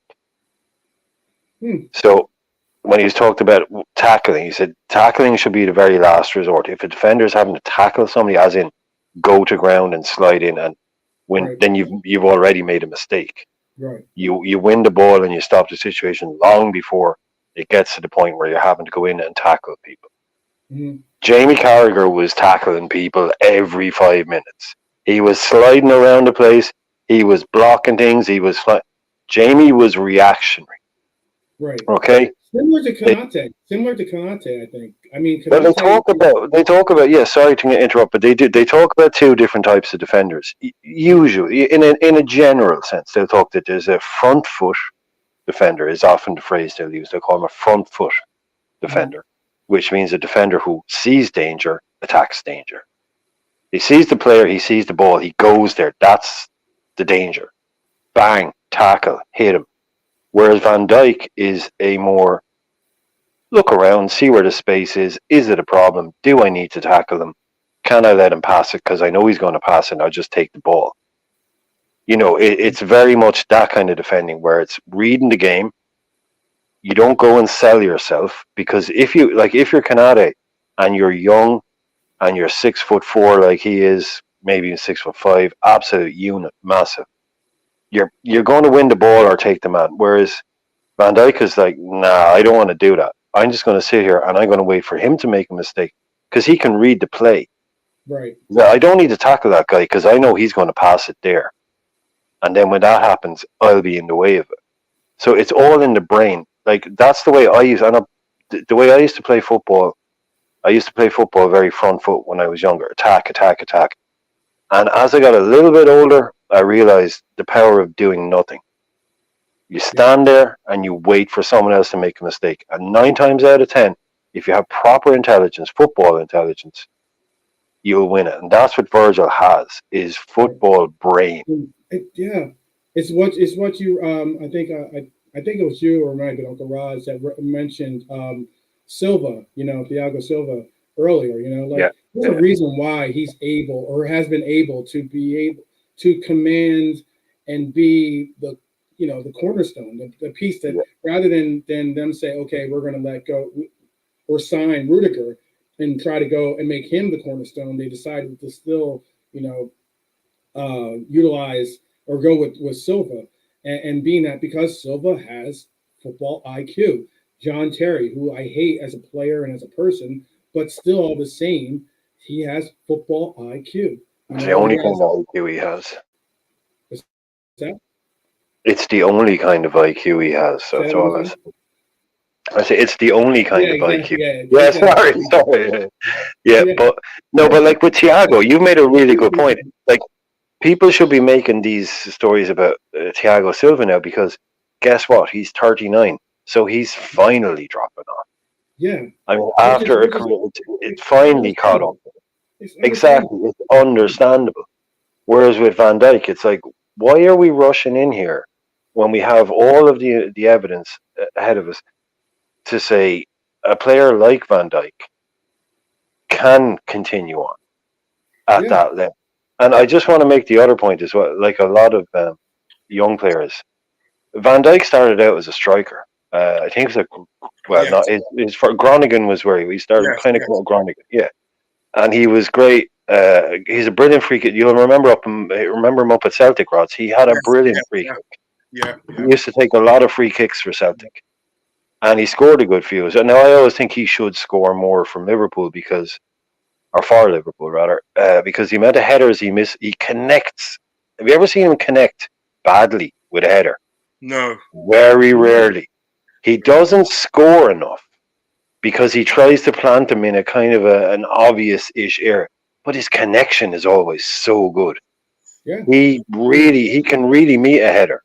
So he has so many skills, like all the Dutch boys. Like these boys, you have to grow up being able to play every position as much as possible. Total football. That's the whole point of it. Like, you see them over there along the roads between the trams, every 100 yards in the neighborhoods, they have cages. They're cages that are it's literally a small caged concrete pitch, and it's completely covered over. Right. 2 little tiny goals at the end, and you've got 8 or 9 guys playing against 8 or 9 guys, and there's no room for long balls. There's no room for pass. It's all close control and skills. This is where these boys grow up in. Like Van Dijk is a complete footballer. Yeah. Look at those long pass statistics. Yeah, he is a complete footballer. Yeah, I don't see any problem. And like someone was saying, but earlier on, Someone saying, "Oh, Liverpool's defense doesn't look great." How is Van Dijk the first person you're looking at? Yeah. To me, how is he the first person you're looking at? Matip, Gomez, Kanate. They should all be equally scrutinised if our defence isn't doing well. It's not just, oh, Van Dijk, look at him now. Come on, guys. I don't know what Jamie Carragher is talking about. I really don't know what Jamie Carragher is talking about. You know what it is, yeah? You know, it's just to pick up on what you said earlier on before I had to go off. Yeah. That situation you talked about at Tottenham, where he actually forced sort of like Sissoko, I think it's Sissoko. Sissoko, that was it. Yeah, Sissoko. He forced him into a mistake. Yeah. Yeah. You realise how hard that is to do. Do you realise how much of a good defender, a brilliant defender, you have to be to have two people was on attack. Two people on attack. And what he did at the day, right? He literally blocked out the space so Sissoko couldn't pass. I think it was Song. It was. So what he literally done at the day, right? Instead of marking Song, what he did in there, he blocked out the space. So if Sissoko decided and then they to pass to him, you know what I mean? Yeah. And if he passed to him, that obviously Song will have a tap in. Instead of that happening, right? Sissoko knew and they that Virgil Van Dijk is actually cut at that space now. Yeah, right. So all I have to do, all I can do now is shoot, because I can't pass to Song. Yeah, because Virgil Van Dijk will just cut it out because he's blocked up that space. So he's forced him into like shooting. Now he knows at the day Sissoko is not the best shooter of the ball. So the more likelihood at the day is going to be a situation today that he's going to put it way off target. But he blocked the space at the day, which forced Sissoko into a mistake. That is very hard to do, especially when he got like two pacey people on the attack, and it was only him that one back. It was only him one, and he had to try and take on these two players in the day, right? And what he did, even Gary Neville said, "That's brilliant defending." I've never seen defending like that before. That is absolutely elite. It's brilliant because the breakaway, the breakaway by Tottenham was good, but the defending was even better because that's what you call top class defending. You know what I mean? So a lot of people and I've got to realize this. And I always say this, I'll say it again. If you're gonna criticize Virgil van Dijk, add content to what you're saying. Context to what you're saying. If you can't do that, you don't really want to hear what you got to say. What you got to say is unimportant, really. Yeah. You're just going to sound like a rival to me. Yeah, that's what I was going to bring up too. Right here is that the this article that I was referencing earlier goes on to say some rival fans have been unsurprisingly quick to stick the boot in now, nonsensically, claiming that Van Dijk was never good in the first place. That's what a lot of rivals and a lot of what we're hearing a lot, and that's what they're commenting on. But again, we were just talking about character. Jamie goes on to point out this comment later on. The same guy who said, "Oh, he could get in," and that Virgil is whatever he is. He goes on to say, no center back in the Premier League era has ever had Virgil or Van Dijk's impact on a team. Spot on. Never mind the best center back in the league. He's been the best player in the league, along with KDB, for 4 years before this one. We have never spoken about another center back being the best player before. That shows the level he was at. And it goes on to say, in this sense, Van Dijk is a victim of his own success, held to higher standards than others simply because the level of sustained excellence he had sustained. Exactly. Kanate pointed this out, and this is facts. Kanate pointed it out in an interview where he was with, I think it was a French publication, La Parisienne, right? Or Les Parisiens, excuse me, Les, because it goes with the male. informative. But anyway, this is the quote. It says, "There are very few defenders who have managed to have as good a career as Virgil Van Dijk." And it's the absolute truth. It's the reason why when he said he measures up to become his measure of excellence, his measure of where he wants to excel to be as a player is Virgil Van Dijk. He has said that, and there's a reason behind it. It's because Virgil Van Dijk is such an impactful player. I forget the player that it was too, but before Virgil Van Dijk's name was in the Ballon d'Or, mentioning or balloting for being Player of the Year, a year that I thought he should have won. By the way, I thought he should have won the Ballon d'Or. Oh yeah. There had never really been a defender that had even been in the balloting or had been in a serious contention to win the Ballon d'Or, much less actually win it. I can't think of there. I think there was one other player that has won. Cannavaro. Okay. Fabio Cannavaro is the only central defender to have won the Ballon d'Or. He won it in 2006 because Italy won the World Cup, and he was the Real Madrid central defender at the time, and he was the best in the world. But that was something I was going to bring up earlier on, was that, and I'm glad you brought it up, is that Virgil van Dijk is one of the only players that came close to breaking the Messi, Ronaldo duopoly on the Ballon d'Or. Yeah. Like, forget even others like strikers or brilliant wingers, attacking players. Virgil van Dijk was at that award ceremony, sat beside them. I think it was 18, 19.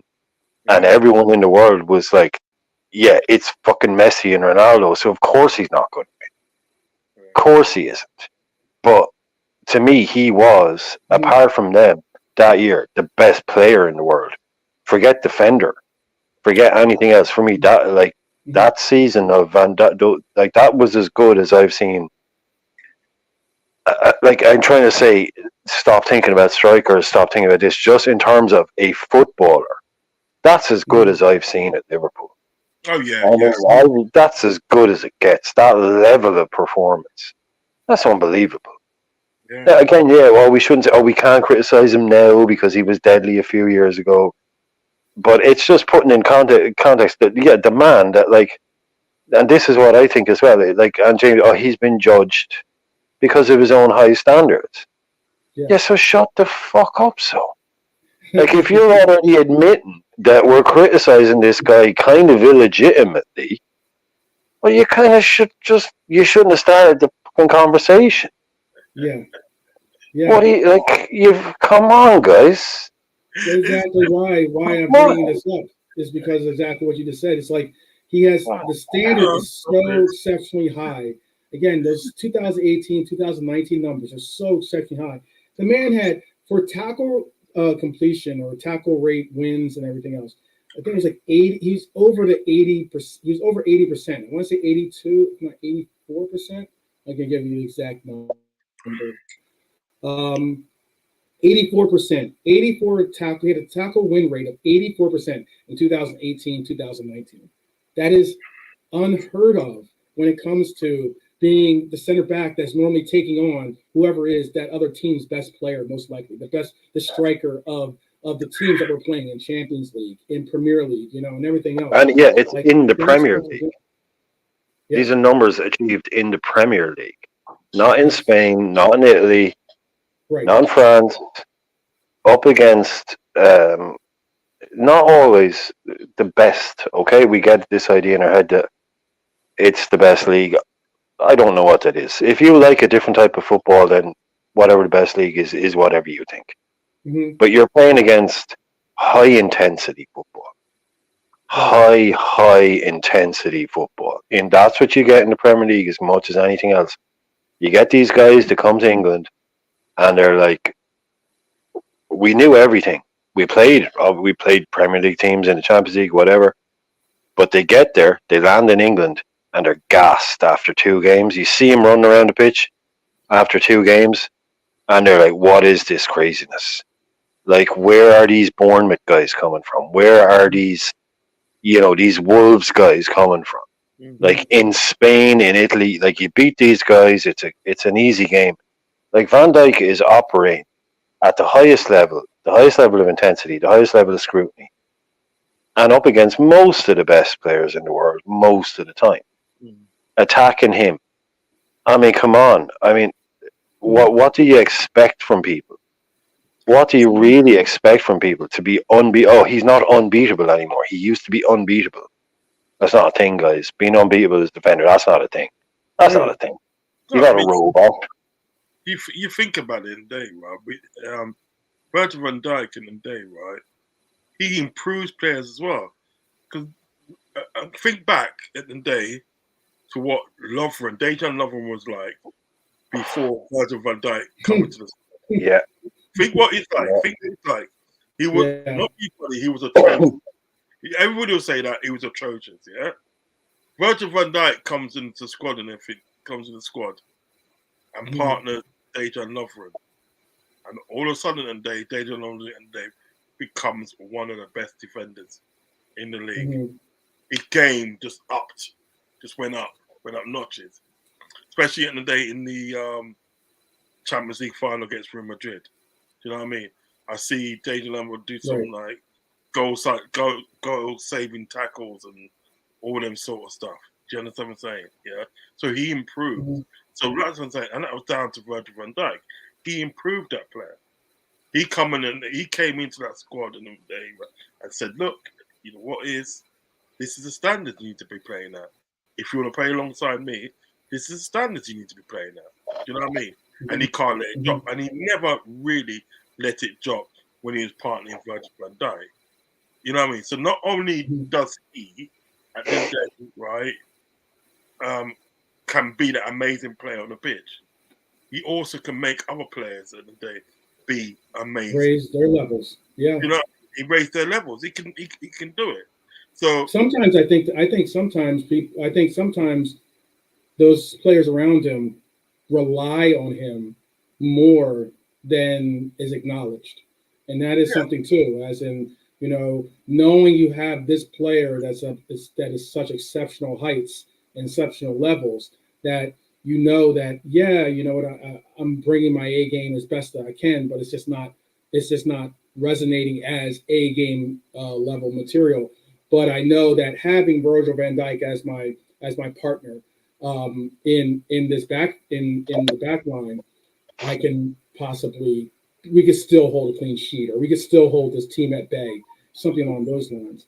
I have a question. I have a question. I'll put the statement, give it context as you were referencing earlier, because Michael Owen, who I know people have very interesting viewpoints on Michael Owen as a player, or just as a Red, or even as a pundit now. Don't get me started on Michael Owen. I know. Because it's unfortunate. Michael Owen's one of the players that actually he was one of my favorite players. Actually, he's what really brought me to Liverpool, which is he was one of my favorite players growing up. But all the same, Michael Owen has come out to say that he believes that. Let me make sure I get the quote correct here. Michael Owen has acknowledged that he's never going to go down as the greatest defender of all time, or and such. That's referencing Virgil van Dijk. I don't understand why people make those comments, considering Virgil still has quite a considerable amount of time left to play this in the league. It's quite a considerable amount of time to actually make some incredible accomplishments. I have a two-part question, I guess, and that is, if we, considering the difference that this man made, that we saw considering we were so close but couldn't get over the bar, when we brought him in, his impact in the team was so substantial that he was not only a Ballon d'Or candidate, but helped us go on to win the Champions League, helped us go on to win an English Premier League title. If we had, this is the two-part question, if we had won the quad, would he have been referenced as the greatest defender of all time? Is that the moment that he would have been referenced as the greatest defender of all time? because then he would have had that in his, in his bag there, or Okay. or This is is part two. possibly going on and winning another title. And winning, let's say he goes on and wins a second Premier League title, or we've gone. Obviously, we're not gonna give a Europa title the same precedence as a Champions League title. I think that it's still a major accomplishment, but still all the same. If we're not going to say that winning a Europa title isn't a major accomplishment, then is it going to take him winning another Premier League title for him to be then again mentioned, or being mentioned in the same breath as your Maldinis, as you referenced earlier, or other greats, whether your John Terrys or your Rios? Is that what it's going to take, or is it just no hope, as apparently Michael Owen is saying? There's just no hope for Virgil. He's just, we got to accept him as it is, and just accept Virgil as being, and these are Owen's words, as being, someone that will never accomplish those heights. And we can go. Let's go, Brian first, and then we'll allow for Uncle Rods to get. Can I, Rods? Do you want to go ahead? Rods, do you want to go first? Just 1 sec. Okay, all right. Yeah. First off, Michael Owen's a numbskull. It's as simple as that. He's a numbskull. Do you know what I mean? Anybody that plays for the enemy, I can't take him seriously. Done. I literally cannot take him seriously. Virgil Van Dijk, he's accomplished so much in the game. Do you know what I mean? He's been in numerous finals and won the finals. FA Cup, League Cup, Champions League, the league. Now, if he's sort of like, let's say for instance, he wins the Europa Cup this season, he's completely set now. He's completely set. So what part of that is not a good footballer? What part of that tell me he's not a good footballer? You know what I mean? His achievements alone speak for himself. Do you know what I mean? And Michael Owen at the day was previously injured 10 years before he retired. Do you know what I mean? Come on now, seriously. You're gonna stand up and you're gonna stand up there and say at the end of the day this kind of rubbish at the day and expect us to believe it. And you should be ashamed of yourself, Michael Owen. You should be. Have you no shame? That's what I have to ask you. Have you no shame? You was a Liverpool footballer. You used to play for Liverpool. Liverpool gave you your chance. Liverpool made you noticed to the world. If it wasn't for Liverpool, make you notice it today, right? You wouldn't have been at Man United. You wouldn't have been at Real Madrid. Do you know what I mean? So you should have listen. You should be ashamed of yourself coming out with such, just such dribble. It's just like rubbish. There's no words to explain his stupidity. Do you know what I mean? There's no words. Do you know what I mean? So what do you? So do you think that Harry Maguire is going to be that player? Should I ask him that? Should I ask him what do you think about Harry Maguire? I bet you in the day you would have given more plaudits to Harry Maguire than what he would have given Virgil van Dijk. I mean, he is a Red Devil. He could talk on that too now. Any person, the former Red Devil. Any person today that played for Liverpool, that come through the academy and played for Liverpool, right, and that makes a switch at the day to Man United. I don't care if you came from Real Madrid to Man United. I'm in business at the day. Don't go there. And if you go there at the day, not being funny, you're a traitor in my books. Yeah, you're a traitor in my books. And I can't take you seriously. Fact. I cannot take you seriously. I'm sorry. You know what I mean? He definitely does something. He definitely hurt his credibility. He hurt his credibility amongst the fan base, which is sad because he was he's one of the few players to have ever won, at least even from the English Premier League, much less just for a Red to have won the Ballon d'Or. He's one of the few players to have accomplished that feat. He got most of them. He got most of them players. He got most of them plaudits at the day, like awards at the day, playing for Liverpool. He got most of them. No, that's the reason why I was bringing that up. Yeah. He got the best European player of the season. He got that. You know what I mean? That was playing for Liverpool. Do you know what I mean? Yeah. Sure. He played in a team at the day, right? You played in a Man United team at the day, which already had the title wrapped up anyway. You know what I mean, right? Because nobody's going to break that circle at the day of what there was in, yeah, right? Along as Alex Ferguson was sitting on the board of the Premiership, nobody's going to break that circle. Do you know what I mean? Yeah. Mm-hmm. So, you're playing a team at the day that was probably was written down at the day that he's going to win the title and everything that. And when you won the title at the day with Man United, what did you do after that? Nothing. I think you ended up at Stoke, didn't you? You retired at Stoke, yeah. Yeah, you ended up at Stoke City. You must have played like 1 or 2 games at the day. Then you got injured and you retired. You're a mug, mate. You're a mug. And you got the audacity in the day to talk about Virgil Van Dijk. Take that name out of your mouth, son. So then, Brian, what's your take on it? I mean, I put it in the chat. Psychedelic Shaolin, big up. I see that he said that he believes his BVD is still one of the greats, because the way I caveated the question is basically, is he never was a great, or can he, or maybe still can be, or is he still great? I guess my question was, yeah. Yeah, no. The problem with Van Dijk is we bought him too late, as far as I'm concerned. We got him when he was 28-ish. You know. Was he a bit younger? He was younger than that, wasn't he? Maybe 27, was he? I thought he's 32 now. I think it's about 25, 26. Yeah. He's been playing for Liverpool for quite a while. Yeah. You know what I mean? So yeah, I think it's in terms of he's had such a short period of success with us, and that's what's going to hold him back. Is because we're Liverpool fans, but if you were to ask someone who's a complete neutral, they would say unbelievable defender for 2 years, the best on the planet. Mm-hmm.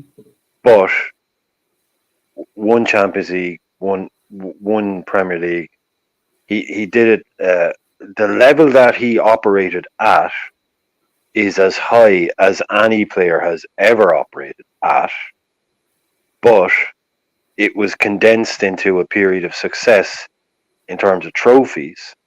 So this is what a kind of a robotic type of person like Michael Owen would look at, wooden trophies and World Cups, this and that. So he would say, well, look, X player has a World Cup and 3 league titles. Mm-hmm. So even though Van Dijk on his day was as good as that player will be ranked above him. Yeah. No, I have no problem with that. I have no problem with that at all. I'm not there's absolutely no way that there's one guy that was better than everybody else for the last 50 years. That's silly. Like, you can make a list and put a guy at the top, but there's defenders that have all been as good as each other on their one guy had a brilliant game, but Van Dijk did it for 2 or 3 years. So does he? If we had won that quad, so that would give him 2 Premier League titles and 2 Champions Leagues. Yeah. And we won another one, then you'd be. And the fact that we won a quad. Yeah. Period. Then he'd be. Sorry, I swallowed something the wrong way there. Then he'd be talked about in that echelon a bit. But that's what it comes down to with ex-footballers and pros is medals on the table, lads. Yes, it's a medals on the table type thing. But when it comes Brian, to, could you not say this real quick? Can I interject this real quick? But this is what Cedric Lopez is saying.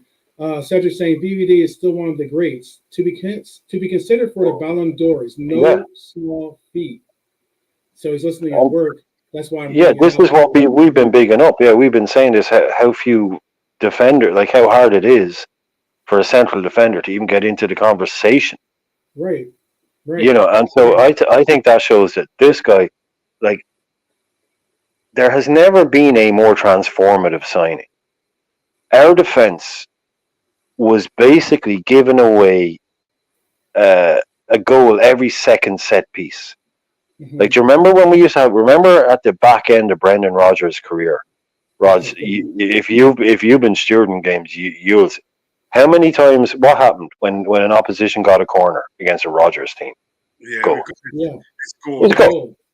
It was a goal. Absolutely. Do you We remember were that game? Do you pure remember terrible. that game? When, Terrible. do you remember that game when we played Stoke last game of the season, and Stoke beat us 6-1. Oh, Stephen Gerrard's last ever game.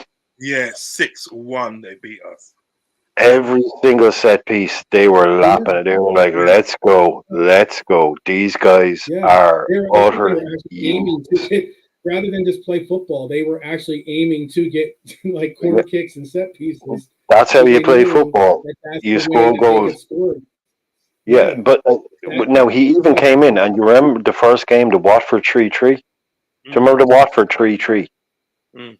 We thought, oh no, we're doing it again. We Mhm. brought him in, and we still shipped 3 goals. I think we shipped, like, we let a goal in from a corner, and then the next Mhm. corner we let in another goal. And then it was almost like VVD had this bullshit stops now. Yes, This bullshit Yeah. stops now. facts. And that guy has the biggest Big Brother vibes on the planet. This is like the 15-year-old kid walking into the under 11s game and going, right, I'm sorting this out, lads, because this is just ridiculous. We're sorting this shit out now. Now, Allison was but those two, if you put them together, Allison and Van Dijk is the most transformative signings in the last 20 years in the Premier League. Just like, if anyone ever tells you, oh, a goalkeeper assist, no. You stop shipping goals.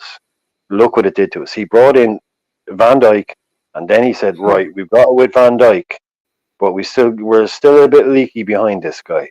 Yeah, man. And then you bring in 2, and it stops. It just stops the nonsense Right here. straight away. Stops right here. We're not having it again. But you see what is, so to cut you, but see, one thing about Virgil Van Dijk, yeah, he's actually a nice person. And a lot of the teammates say in the day that he's literally a nice person to be around. Do you know what I mean? He's a bit like, do you remember Dejan Lovren? Yeah? Yeah. Do you remember the reason why at the day that sort of like, Klopp kept him so long? Because round the dressing room, he's one of those great guys to have. Do you know what I mean? He was always like vibes. He's always like and unity. You know what I mean? Like getting unity with the players and such. And he's always like, trying to like, not trying to learn, but he's always getting involved in different cultures. At the end of the day, in Support. you know what I mean? Like, I think Rhian Brewster was playing this tune, and it was kind of like a grime kind of tune, and from that, and he's literally asking what it is, and the name of the record, and this and that, and he's saying, "Yeah, come play the record, play the tune, play your tunes, yeah." He was very infectious at the end of the day around the sort of like dressing room, but in a great way. Do you know what I mean? Yeah. He did that for. Remember, I think one of the cool things that he did that because Sturridge used to win it a lot, but like they do this hip hop appreciation thing where where they do like the behind the scenes type thing, or inside Liverpool, right? And basically it was Ox, it was Rhian, it was Joe and Virgil, and they're all like trying to like guess different rap lines or this or that and stuff like that. And you can see again. I can't stress enough the camaraderie and the atmosphere and harmony in the dressing room is huge when it comes to producing some substantial differences on the pitch. It just does. If you have a happy work environment, chances are you're going to be, motivated or inspired to go and play.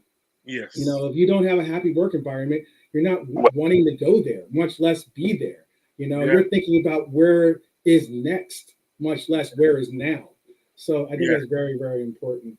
And also just before the cut across, like when you say work environment, I don't like as an American, you'll be very aware of the locker room.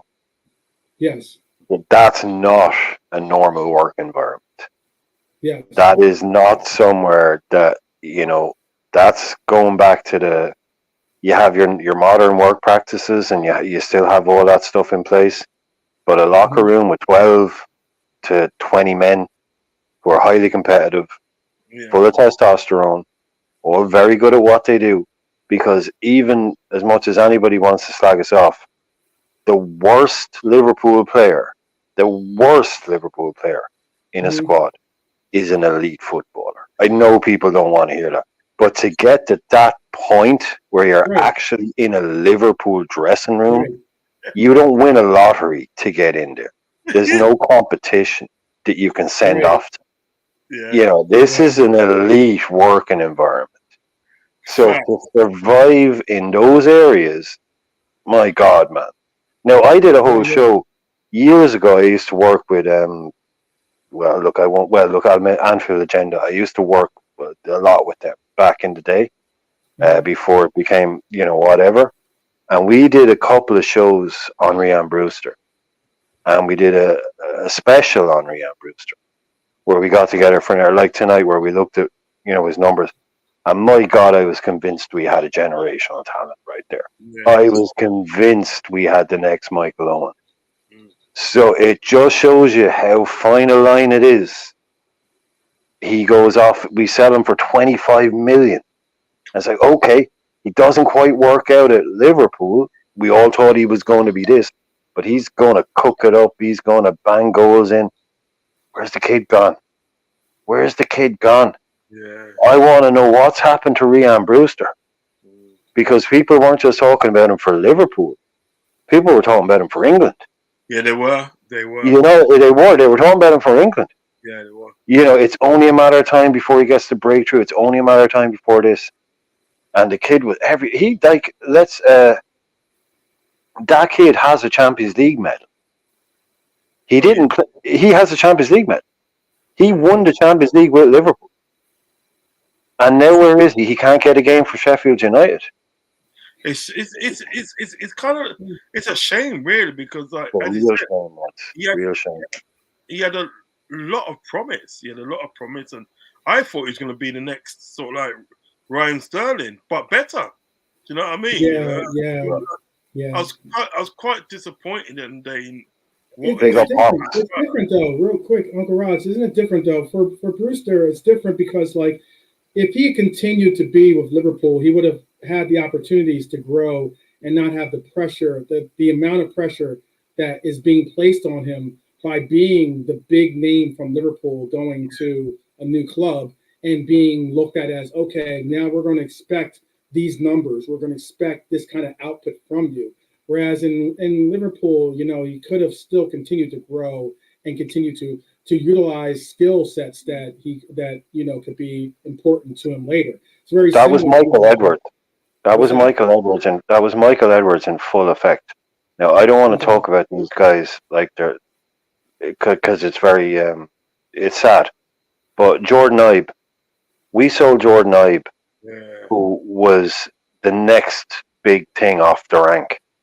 Now there was two players, 12 man. You'll remember, Rods. You'll remember. There was a group of 3 players in our underage teams: Raheem Sterling, Jerome Sinclair, and Jordan Ibe. And everybody said, "Don't worry about losing Raheem Sterling, because Jordan Ibe is even better, and Jerome Sinclair is just as good as Jordan Ibe." Yes. Jordan Ibe has been. Jordan Ibe does not have a club at the moment. We sold him to Bournemouth for £15 million. He's been without a club for almost a year now.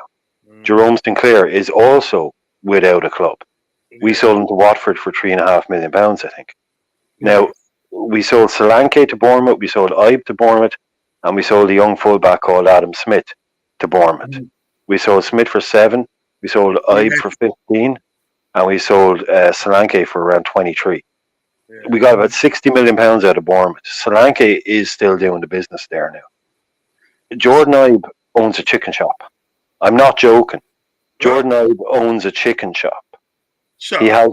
has a women's sportswear brand, and he owns a chicken shop in somewhere in the Midlands. That's what he's doing now. He doesn't have a contract at a football club. Well, I suppose that day he's still getting money coming through the door.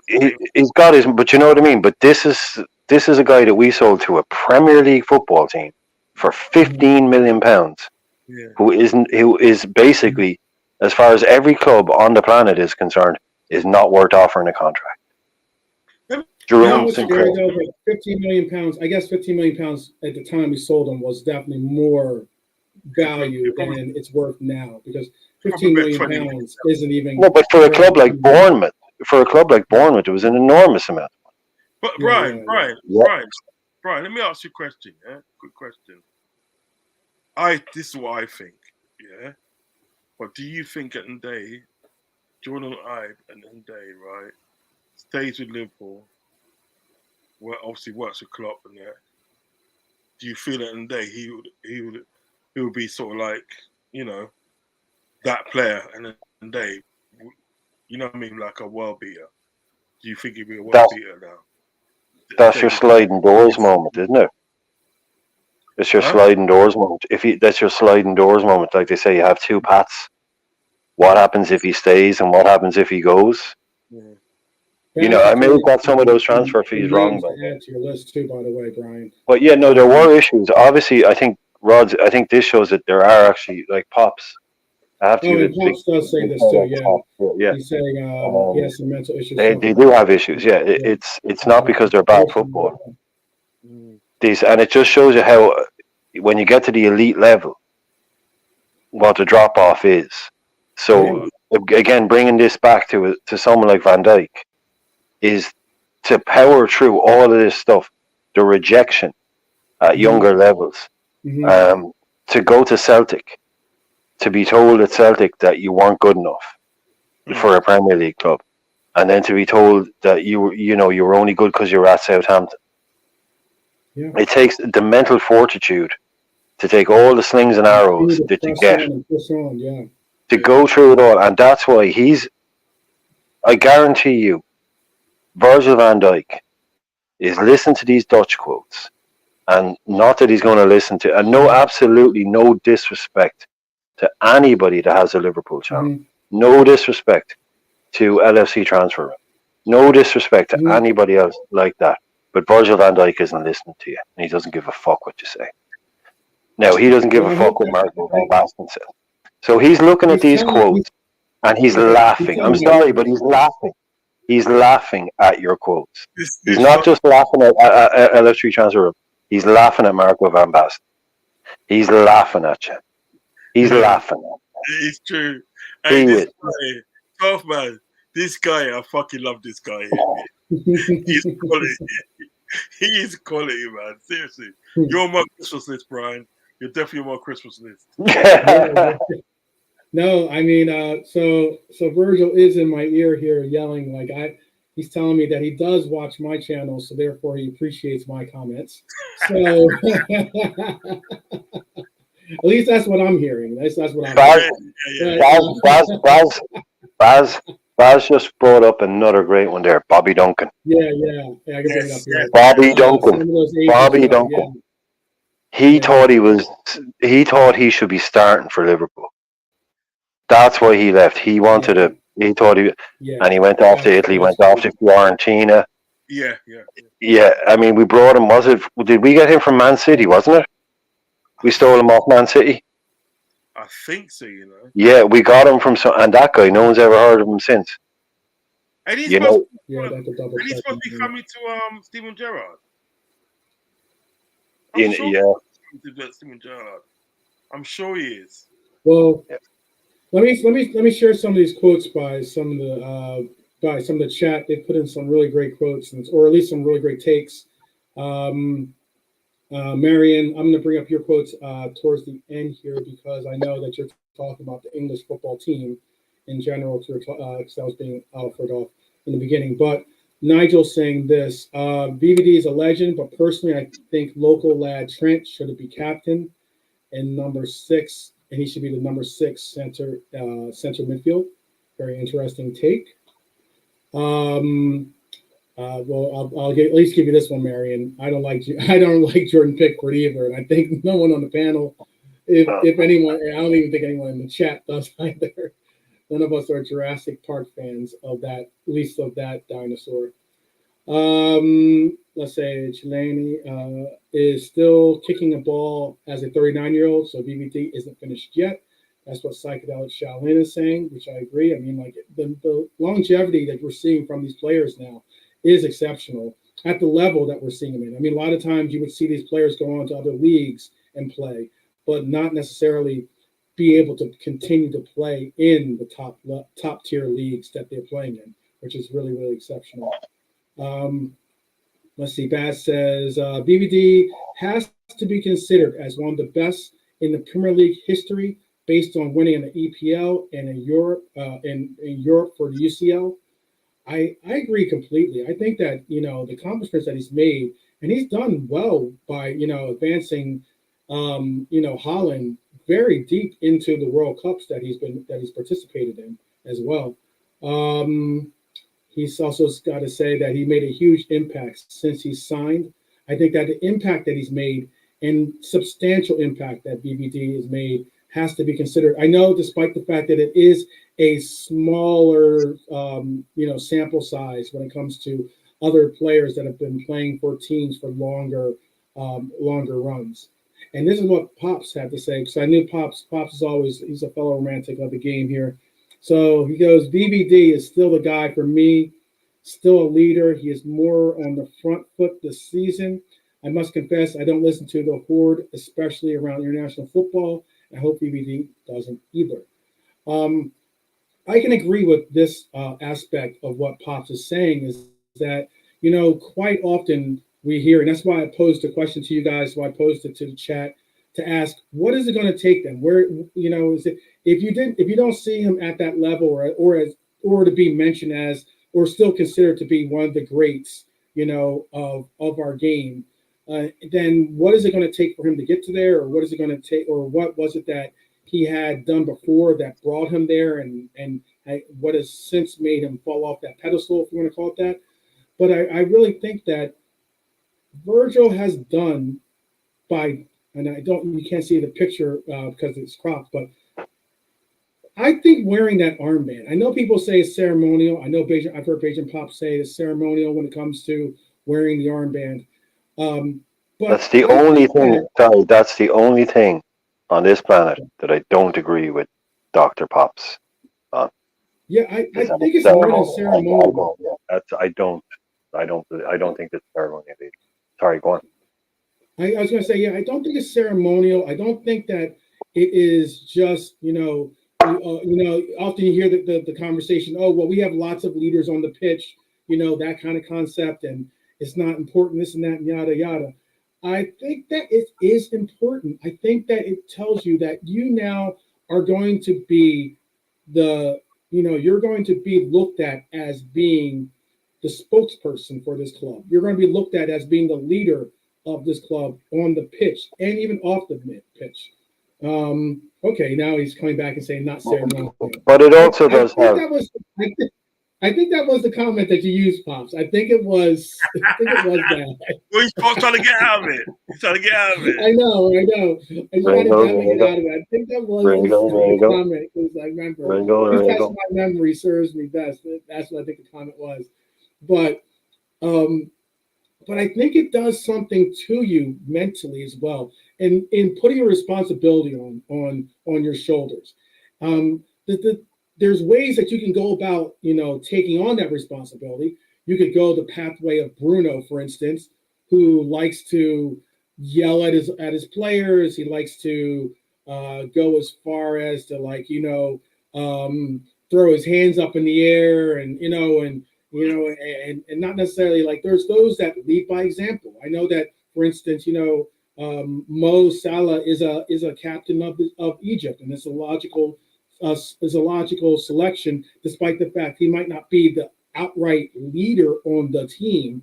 He still is a leader and a presence in the locker room, and he leads by example. He's the most acknowledged person on the field that you would expect to be wearing that armband. And I think personally, when you do put on that armband, it symbolizes that we have confidence and belief that you can lead this group onto the pitch, you can keep them together, you can lead them through the bad times and the good, and get us to the finish line, and create some type of success and lead by example.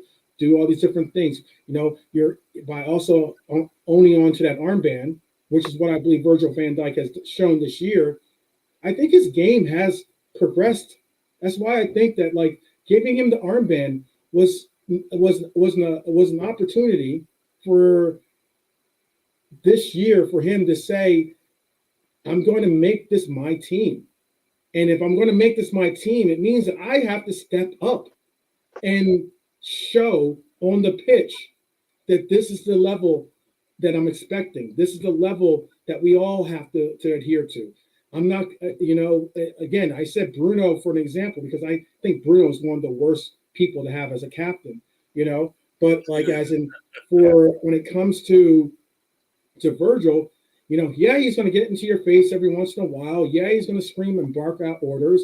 He's going to delegate and allow for Allison to be able to be vocal, for Salah to be vocal, for even Trent to be vocal, for Robbo to be vocal and have impacts and have direction be utilized with the team. But this Can I? There's one thing I can bring in on that as well is the fact that again, like I'm a fan of boring details that everybody hates, and it's not just being the captain. They actually have other jobs off the pitch. So, for instance, as a captain, you have to meet with the referees before the game. Like both team captains have to have a meeting with the referees before the game. And the referees say, this is crack today, and they're all like, yeah, cool, whatever. But they have to have a kind of a respectfulness there. So if you've got someone like Bruno Fernandes that goes to the team meeting, right, and they're all like doing that, and then within 5 minutes on the pitch, he's after diving, trying to win a pen, screaming at the linesman, and then he's expected to go then to the referee and be seen as a figure of respect within that team that the referee will explain a decision to in a way that he won't explain another decision to, explain a decision to a different player because that player is the captain. So that player is supposed to have something about them, let's just say they're supposed to have something about them that sets them apart from other players on the pitch that allows a referee to say, well, Virgil, I'll tell you, I'll deal with you, but I'm not talking the screamy guy over there. The guy that's over there losing his head, doing his nut. I'm going to talk to you, and you can tell him what the problem is. You needs to be that conduit. So you need to have a player that the refs can respect, but also that now it's not. I mean, this is complicated. This is not easy stuff. Okay, because as we all know, when you cross the white line, you cross the white line. Some people become different people. Traits come out, whatever. But you need to have. It's not just an armband that makes that person behave differently on the pitch. It's a connection between the referees, the processes, and the team. So you need someone in there that can take all that on their shoulders, as opposed to some guy like a Harry Maguire. Now, I remember seeing Harry Maguire join Man United. And the day he joined Man United, they handed him the captain's armband. As soon as they did that, I said, that team's fucked. That team is done. If you have a brand new player walking into your club the size of Man United, and that player is already your captain before he's even played a game, you're done. Because you have no basis. It took, how long did it take Virgil to become captain at Liverpool? Yeah, how long? Absolutely. How long? 5 years. You don't just walk into the captain's armband here, lads. I mean, Maguire walked in the door, and as he was walking in the door, they were putting the armband on his shoulder before he even knew where his locker was. Van Dijk had to take 5 years to get the captaincy at Liverpool. because there's Mhm. other players there that know what the story is, know what the crack is. So you've got like the captaincy thing. Oh, Virgil was always the captain on the pitch. Well, now he's got the bloody armband. Now he has the badge. Then now he has the X. You know what I mean? This is, give it to him. Give him the power. He can now talk to referees. He can now talk to referees before games. You know, you need a certain type of mentality and you need a certain type of player. And I just think it was indicative of our club at the time, where we had players on the pitch who would have been instantly captain had they walked into Manchester United, because they're so much better than the mindless dross that they had there. Absolutely mindless idiots all over the place. But you get a guy, oh, he cost 85 million. They only spent 85 million pounds on Maguire to break our record. Chelsea only spent 76 million pounds on Kepa to break our record. We broke the record for defender and broke the record for keeper, and not one defender or keeper who's been bought since those players has been better than those players. That's the, like, I keep coming back to it. The two best signings within 6, like, Virgil comes in the winter, Alisson comes in the summer. We won't beat that pairing. Like, so again, I just can't. Anybody that's coming out with this Virgil, I'm not going to call it slander. I'm just saying ill thought out opinions. Then look at what he's done for the club, and if you're not happy with that, then you can go off, as far as I'm concerned. Yeah, you can do what Baz. You can do. You can do. You can. Bun them, as they say. Yeah, bun them, as they say. If you, you know, like, God, no. I thought though that, like, in my personal opinion too, I get that your comment about, look how long it did take for Virgil to get to that place where he became the skipper, or became actually the captain of our club. And I know that, considering Hendo, considering Milner's role, considering how long they've been with the team previously, considering how much of impact and influence they had in the locker room, how they were able to play good cop, bad cop when it came to a lot of different, things, when it came to, getting a message from management to the team, or, being the bridge for those types of things. Those things were what it was. I stress this too, and this is, again, I'm coming from a person of color perspective, in that there has never been, from what I've researched, if someone knows of something if someone knows of a team in the Premier League that has done this, especially if you can reference a team, a top 6 team, let's say, a team that is globally acknowledged, okay, that has had a black vice captain and a black captain as their team, I don't know of one. That's why when he became captain, and when they chose Trent to be his vice captain, I was happy, because I think Trent, being a Scouser and being, the future and everything else, I was happy to see that he's going to learn how to become a leader, and what that role means to be a leader by someone who I personally think is a leader. But I also wanted I couldn't emphasize it enough, because I know a lot of times people were quick to be, oh, Virgil's not a leader, or he's not this, he's not that. And I was going under the pretense of just saying, like, this is significant. Like, the significance behind this is massive, to me at least, in that it means it's the same concept. And I'm gonna get Pops to jump on here. Pop. I'm sorry. I don't want to. I'm just going to admit it now. Yeah. And it's going to sound bad. I have the world's biggest bromance. I have a crush on Pops. The guy is just the best. The best smile on the internet. So get him in. Get that man in. The best smile on the internet. He cheers me up like no other. I'm sorry, 12th man. You're a close second. Thanks. Pops cheers me up like nobody else.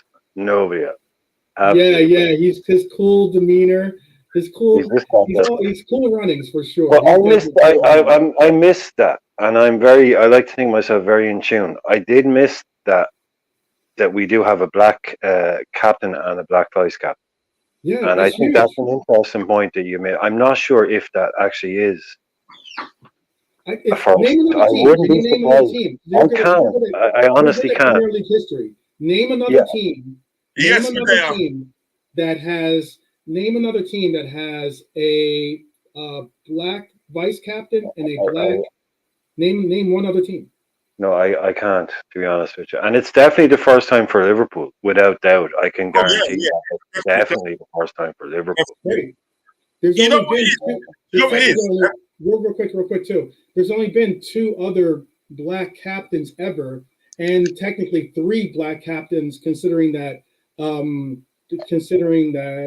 was I think Paul Ince was Yes. one, Yeah. and He's not exactly black.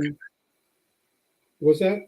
It's not exactly. Nah. Sorry. Yeah. Don't go there. Don't go there. Don't go there. It's a joke. It's a joke. Big up. I'm gonna bring Pops into it. Since he's got the smile already there. Didn't I told you? Look at that smile. I told you, man. I told you. Look at it. Look at it. $1 million, man. $1 million. Caribbean brother. You know, I can see you, man. A Caribbean brother. But over there, so yeah, man. We see you, brother. And John Barnes. John Barnes was captain too. Yes. Right. John Barnes is captain. I believe John Barnes is captain twice as well. I'm not sure if he was ever club captain. But he may have captained the Barnes team. captain, yeah. You know what? Barnes and Ince were both captains, yeah. You know I what? think John Barnes was captain twice. I think it was like John Barnes, Paul Ince, John Barnes one more year, and then since then, those are only 3 times we've ever had a black captain. Listen, do you know what it is? Do you know what it is? Yeah, cut you guys. What it is at day? What Liverpool do this thing at the day, right? Which when they do things, it's groundbreaking. You know what I mean? And it's like they do things different. You know what I mean? Mm-hmm. Like, you know, the situation we've got now, where we've got like a black captain and a black vice captain. Yeah. Mm-hmm. And a vice captain is not only a vice captain, but he's come through the ranks. He's come for that academy. Mm-hmm. He's come all the way up to being a vice captain. He is one of the players at the day that's won sort of like everything before he was 24 years old. He won anything. You know what I mean? And what Liverpool do, or not what Liverpool do, when they do things, it's always groundbreaking. Do you know what I mean? Nobody's ever tried this before. Do you know what I mean? And like for Liverpool to do that, you know what I mean, to have a black captain and a black vice captain, you know what I mean? It almost makes me fall in love with Liverpool even more. Do you understand what I'm saying? Groundbreaking. It's groundbreaking. It's groundbreaking. It's like seeing Barack. It's like for me, it's like seeing almost like seeing like, you know, when Barack Obama was president. You know, it was one of those things where you're just like, wow, this can actually happen. You know, that's what I mean. Like that glass ceiling type of concept is you know, it's the same thing. Look, I'd like to see that glass ceiling broken for coaching for black coaches in the Premier League. You know, because it's something that we see that, you know, we see these same coaches just like recycled. And I mean, some of these coaches like 70 years, 80 years old or something, and they're still being given a chance rather than allowing for these other coaches to be given a shot. Let's just wait. Let's get Beijing Pops LFC. I'm just saying. Beijing Reds TV. No, I'm just saying. Quick. Just one quick thing. I'm just saying. Look up. You say that. Look at Roy Hodgson and Day, right? You know, the man's nearly 80 years old and everything that, and he keep on recycling him. It's ridiculous. No, it's absolutely ridiculous. And again, you're right, because, you know, I personally think Vieira could have won those games that he won, that Hodgson came in and won. Okay. It just so happens that, you know, because he won them, everyone's giving him all the accolades, and then that makes Vieira look that much worse. But the games that they were playing were all winnable games. They just didn't give him an opportunity because the amount of leeway or the amount of space that you're allowed to be given, again, is so small and so thin that they're quick to pull the plug. But let's give a proper hello to Beijing Pops LFC. You know, the man with Brian's favorite smile on YouTube. representing Asian Reds TV. How are you doing, brother? Good, man. Good. Big up Uncle Rods. Big up Laszlo. Yeah, Off my respect. I wanted to allow for you to Yeah, I agree. clarify that Vieira would have won those matches. Yeah, for sure, absolutely. I was- think we. Oh all yeah, strategic. and It was just strategic. also just to clarify that Pops knows me as Laszlo, so that's Oh, okay, Sorry, okay. Brian. no. I actually prefer Laszlo. It just sounds All right, more cool. interesting. All right, good. All right, cool. But Pops, I know you're short on time, but I wanted to make sure that it was clarity brought to the comment that I said earlier about ceremonial armbands and such. I thought Brian backed me up on it. I could have swore that you did say at one point that it was a ceremonial thing, more of a ceremonial aspect with the armband, and that it really wasn't important about the captaincy. But I'd like to definitely hear you clarify it. So, right, that was more contextual when it was the discussion in and around Hendo Milner being kept as leaders and captains and that sort of thing. And I said ultimately the leadership is then decided by the teams, especially in modern football. Now we're on the team and we're deciding that you're the captain 12th man. So you've got the respect of your team as well as the manager. And obviously even Hendo as captain, he would have been the guy who led us through the pandemic, the guy who did the Zoom calls, the guy who was at the forefront of a lot of work in and around the racism campaign, as mentioned by Troy Deeney. He said that Hendo was one of the first captains that called and said, whatever you want to do in and around the campaign, we're on board.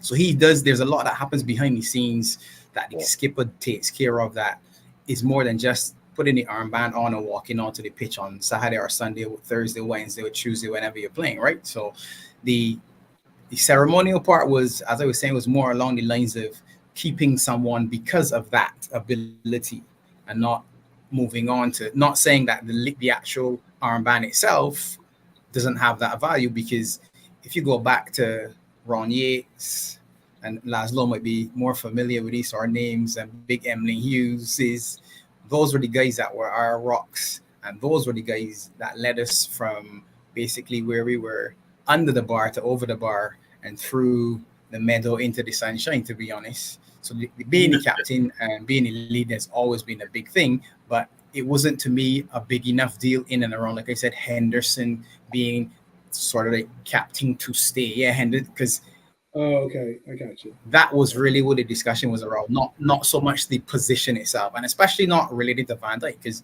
for me he was the obvious next choice. But again, it was all right. Who do you think is going to represent you best off the pitch in the scenarios and situations that you want? Who's most comfortable being the man with the lenses on him? Is that Salah? Because again, he's a skipper. Is that Robbo? Another skipper. Is that upcoming Trent? Obviously the vice. So within the team, you can very quickly see which of these guys will stand for. Alisson, another man that you can see having a word, doing more. Alisson seems more vocal to me this season than in past seasons. Just to me. Yes, I agree completely. And I don't know if that has anything to do with being part of the leadership group as it now has become. So again, the captain isn't sort of like one man now, it's our leadership group. So very quickly you'll see if VVD isn't on the pitch, Trent's the captain, and if Trent then goes off, that armband is going to Robbo next. Robbo now being injured, maybe Alisson is the next guy in line, but there's a group now that takes this responsibility, not just sort of like it's one man here, that's yours for life. Right. Yeah, I think Robbo is the third in line. Yeah, he's number 3. Yeah. When Trent went off last time, he passed it to Robbo. Yeah. But you know what I like the other day? It's such good because the other day is when we went out to play the League Cup and Curtis Jones was captain. I like that. He's done it before though. He's done it before. Yeah, that was a really good time. And I think you know what it is at the end of the day with Klopp, and then what people like I would say rivals. I think we understand this as Liverpool fans. But I think rivals got to understand is this: Klopp picks special people at the day, not just ability wise, Mhm. for morality wise. You know what I mean? You have to have Yeah. good morale to play for Liverpool, and he picks these players and that are special people. I mean, if you take Allison for one, Allison at the day is a very spiritual person, very spiritual, and he's very sort of like righteous. Do you understand what I'm saying? Because he baptized his friend Roberta Firmino. You know what I mean? Oh, And I know yeah. a lot of people and they will go to sort of like Allison for spiritual advice. They will go to him because he's that sort of Mhm. guy. He's your spiritual go-to because at the day, That's deep. he's a practicing Catholic in the day, right? And Mhm. he's there. I mean, and then you look at somebody like Cody Gapper, which he predominantly listens to gospel music. That's Yeah. his Oh, go-to. he's very Gospel is religious. go-to. Well, yeah. So then you look at him. There's something spiritual about him. You look at Virgil Van Dijk. They don't call him calm as you like for a joke. He's a calm, very collected person, but he gets his Mhm. point across. Do you understand what I'm saying? You know, so Right. every person in that team in the day, right, is special in their own way, and it's handpicked. That is handpicked by Jurgen Klopp, and he's Rod, Right. Rods, you know what it's called, don't you? Rods, no dickhead policy. yeah. There you It's go. There the you go. it's the no dickhead policy. Yeah, that is That's fact. what they call it. Yeah, no, that's not a joke. It's They true. actually have that in companies now. Yeah, they have it in actual companies now.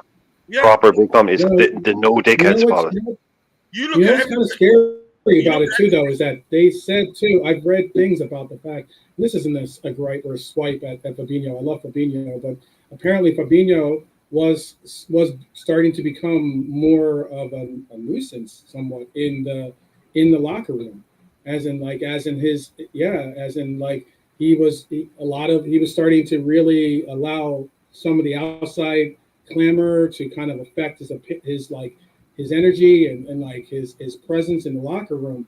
And it was very similar. It was somewhat similar to the way that we've heard Hendo when he was told, "Hey, you're not going to be playing as much as you believe you should be." Like Henderson isn't going to be happy about it. It's one of those things, and that can bring down it could bring down the atmosphere, the Yeah, vibe or the energy of the yeah, locker room. yeah. It's the yeah. reason why I said I was so critical of Mo when he came off the pitch. I was like, look, I get it. You don't want to get. You think you can still contribute. You want to help our team win. That's amazing, great. However, you're not having the greatest of games. And I just thought that like you going off the pitch and you're going on and you're about to be replaced by Doak, who is a young, what's the word, like a impressionable mind. Don't Okay, cross. if you're like an impressionable person, you're looking at this player that's about to come on. Yeah, you want to feel like you've got not only obviously the manager support, but you want to have everyone's support. You want to feel like, yeah, this is about team. It's not just about you as an individual. And I Not was about ego. disappointed in that. It's not I about I have, could, ego. I have some Not about ego. I have some I have some questions raised by the chat for the panel here. This is a question that says, "It's a good look our captaincy selection." And did you guys see Trent's interview on the Channel 4 YouTube channel? I don't know what that is. You But he probably spoke again. it's an English television channel. Yeah, okay. It's like the fourth biggest TV channel in England. So yeah, Okay. it's a big English channel. Okay. He spoke again about how he enjoys playing the midfield. And then this is a follow-up question too. He's got two follow-up questions. Um, do you think we can still challenge for the Prem? It looks like City has fallen off for the time being. Do you really think that we can challenge for the Prem? yes. Yes, from Rods. Okay. Yeah, no, Pops, do you but the think we thing, can challenge? you know what it is today, right? Yeah. I was supposed to play. I played that thing from Mark Goldbridge yesterday. Yeah, Mm-hmm. there's a part 2 to it, and what he says is the team that's going to win the league, is the team that gets the less bad decisions against them that win the league. If that's the case, then we're not winning the league. No, yeah. But I'm just like, I'm just wishful thinking. But what he said and the day initially and the day in that sort of like stream is true. The team that's going to win the league is the team and the day sort of like that gets luck as precision. So I would say and day right, we can compete. We can compete for the league. Probably get ourselves in a good position, but the powers to be won't let us win the league. Okay. Uncle Rod's going with the conspiracy angle. I got you. Brian, do you agree? Do you think we can compete for this year, or do you think that Well, we're already competing. Do you think? I mean, do you think we can actually challenge for We're already challenging. I mean, I don't know where's the next. Yeah, I'm not popping at you. We're already. I mean, we're there. We're there now. Okay. I mean, we're where do you want us to be? Yeah. We can't be 8 points clear, and then we'll say, we're definitely challenging now because we're 8 points clear. We're right in the mix. We are right in the mix, and I said this. No, but I said this before to Shaolin when Shaolin said, I said this before the season started. They've lost Gundogan. He's clutch. He's beyond clutch. Mm-hmm. Look at the goals he scored when they won the league last year. Yeah. He scored a bloody hat-trick in one game. Gundogan scored a hat-trick in the run-in for the title. Because Pep Guardiola basically has these players where he goes, right, Gundogan, you sit now in midfield and you don't do much because it's February. Right, there's 4 games left. Gundogan, you're box to box. You're in there. I want you doing stuff. I'm not going to run you into the ground all year. I'm going to keep you. Pep Guardiola is the ultimate racehorse trainer. Now, when you have a racehorse trainer who has a horse that's going to run one race a year, and it has to win that race because it's the biggest race, Guardiola will keep that horse under all year, just taking it on. And when it comes to that big race, Guardiola, bang, now we go. Yeah. He knows how to get the biggest players performing when it matters, right at the peak of the season. So it's April when you look at his players.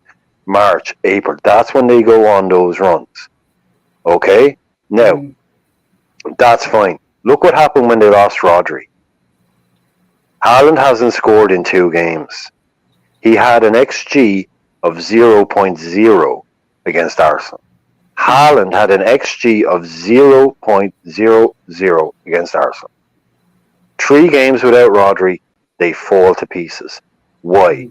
Because they sold Mahrez, replaced him with a young guy, Doku. They sold Gundogan, didn't really replace him. I said it. Kevin De Bruyne, he went off injured in the Champions League semi-final. He had to walk off. Yes. He went off injured in the Champions League final. He had to walk off. They've lost all their best players as far as I'm concerned, apart from Haaland, and they've lost Kevin De Bruyne because he's 32 and he's broken. We get chances, not many chances. When you have a City team like this, they'll buy more players. But here is the point. Here is the now. They are not what they were a year ago. They'll be back. They will be back. But there's a gap. There's a gap now, and you fucking go for it because that's how we beat them before. We went for it. We can beat them. I'm sorry. This is what I'm saying is we can beat them. If Darwin Núñez can come into this team and start scoring goals on a regular basis. He is our racehorse. But exactly. If he can come in and we can add a little bit, they're beatable. We're better than Arsenal. I'm sorry. Don't even talk to me about Arsenal Football Club. Because we got Mikel Arteta as a manager. Well, right? That's enough. Yeah. Right. So we're past them. They had their shot last year. Right? They had their shot last year. We know how to go toe-to-toe with City. They don't. We went 92, we lost it by a point. We went 96, we lost it by a point. We're the only team that stood up to this financially doped, cheating, mega juggernaut for the last 3-4 years. Everybody else just went, nah, we can't beat them. Oh, we can't beat them. Oh, we can't beat them. Look what Jurgen Klopp did. This is Liverpool. We do things differently. We do things differently. So we're going to go at them this year, and that's what we're going to do. It may not be as easy next year, but there's a chink in that armor. Mm-hmm. There is a chink in that armor this year. That's when you go for City. You get your point. get your points lead, and you say fuck them after that because you can come up and catch us because we have the power, we have the goals in our team, and we have Virgil Van Dijk. And anybody who wants to write him There off, you go. get in my DMs, send me a. Come I on, like it. I we'll like do it, another man. one about this. Brian's do a another- G, you know. I like Brian's it. a G. He's a G. I like it. Brian, you on Twitter, ain't you? Yeah. Yeah, listen. Pops, Pops. Charles, man, Jason Pops. I was going to ask you this then, because Psycho Shaolin did ask this question. Quick. 12 man, quick. Thoughts about the Robbo injury, and because you're talking about we're in it now. You said that we are as well. You know, we're competing and that we're making a challenge. But is this Robbo injury? Do you think Simicast is going to be able to step up and really produce and provide what obviously we're going to lose from not having one of our leaders and one of our magic markered in left backs? That's me. Yeah, Yes, you left Jason. Yes. I'll put the question up too. Yes, you can look at it. You can look at it in two ways, because when you got opportunity and somebody has an unforeseen injury, is an opportunity for you to take your chance. So what it allows for Costas to do is know that he's going to play football for at least a month, so he can build himself into the role. He could benefit from a relationship with Lucho, because Robbo and Lucho don't really have the best relationship. If you remember, and again, this is one of the unfortunate things that we will do, is look back at when it was Mane on the left and how seamless everything worked. Mane, Gini, and Robbo was seamless as a triangle. And we don't have that currently on the left-hand side. Now, if Costas can come in and build that understanding and relationship with Lucho, all of a sudden you're saying to yourself, well, Robbo, just relax a little bit, covered. If he gets hurt, then you're in a situation when you're switching Joey G from right back cover to left back cover, possibly, or looking at one of the kids who will probably get a run in Europe now that Costas is going to be number one and Robbo's going to be out. So yeah, again, it's opportunity again all the way through the team, and whether or not you take your opportunity is up to you. Mm-hmm. A lot of people are going to be upset because they've said that Costas is rubbish all of a sudden. Well, a season and a half ago, they were willing to bin Robbo and move Costas into the number one spot. You know what? Some of our fans is just do my head in, man. Really reactionary. Very reactionary. You just can't bother. And that's all of that is City effect, you know. City is spoiled football in so many different sort of layers, because we're talking about winning the title after 8 games. I don't even look at the table after 8 games, to be honest. I look at the table after 10 games. That's my line. After 10 games, I'm gonna have a look and say, where's it looking like? What's it looking like now? 10 games, and what's the next few games to determine where are you gonna be? After 10 games, the table usually has a formula. You say to yourself, all right, these are the guys that are starting to separate themselves from the others. Now, if we're in that pack, then you start talking about the ability to stay the distance and do this. And to me, I don't want to go down the conspiracy road that Uncle Rod's went down. So I'll say the team that is going to win is probably the team that manages the injury crisis best. Because you look at City without KDB, and suspended Rodri, totally different side. And to their credit, you go look at Arsenal, you go look at Spurs, and you look at us. And none of the 3 teams I just mentioned are playing exceptional football. But all of them are still in touching distance at the top of the league right now, which should give everybody hope. I hear that. Man United are rubbish, and they're only 6 points behind City.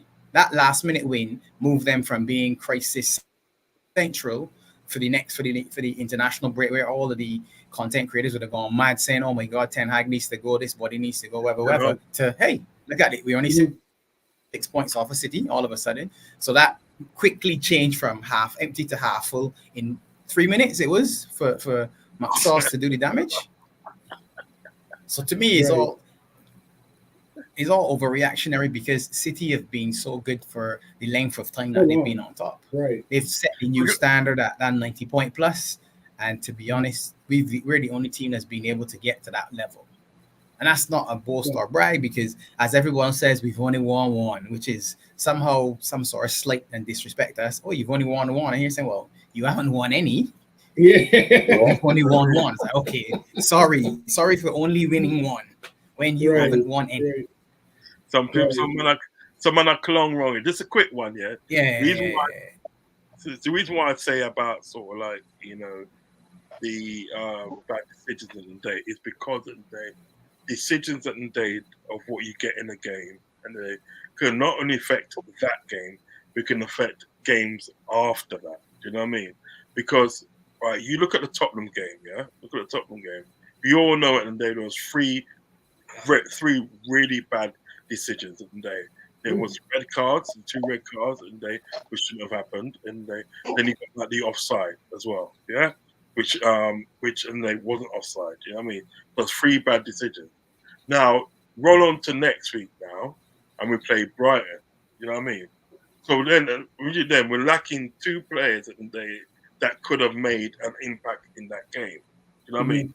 Because had Jota been available, I feel that we would have won that game. Do you know what I mean? We would have won. Do you know what I mean? Curtis Jones at the day is been playing very well since last season. Taylor last season been playing very well. Put him in that team on Sunday just gone. Put him in that team, we'll more or less win that game. So what it does, and then the bad decisions of the day can actually cripple you for sort of like games after that. You know what I mean?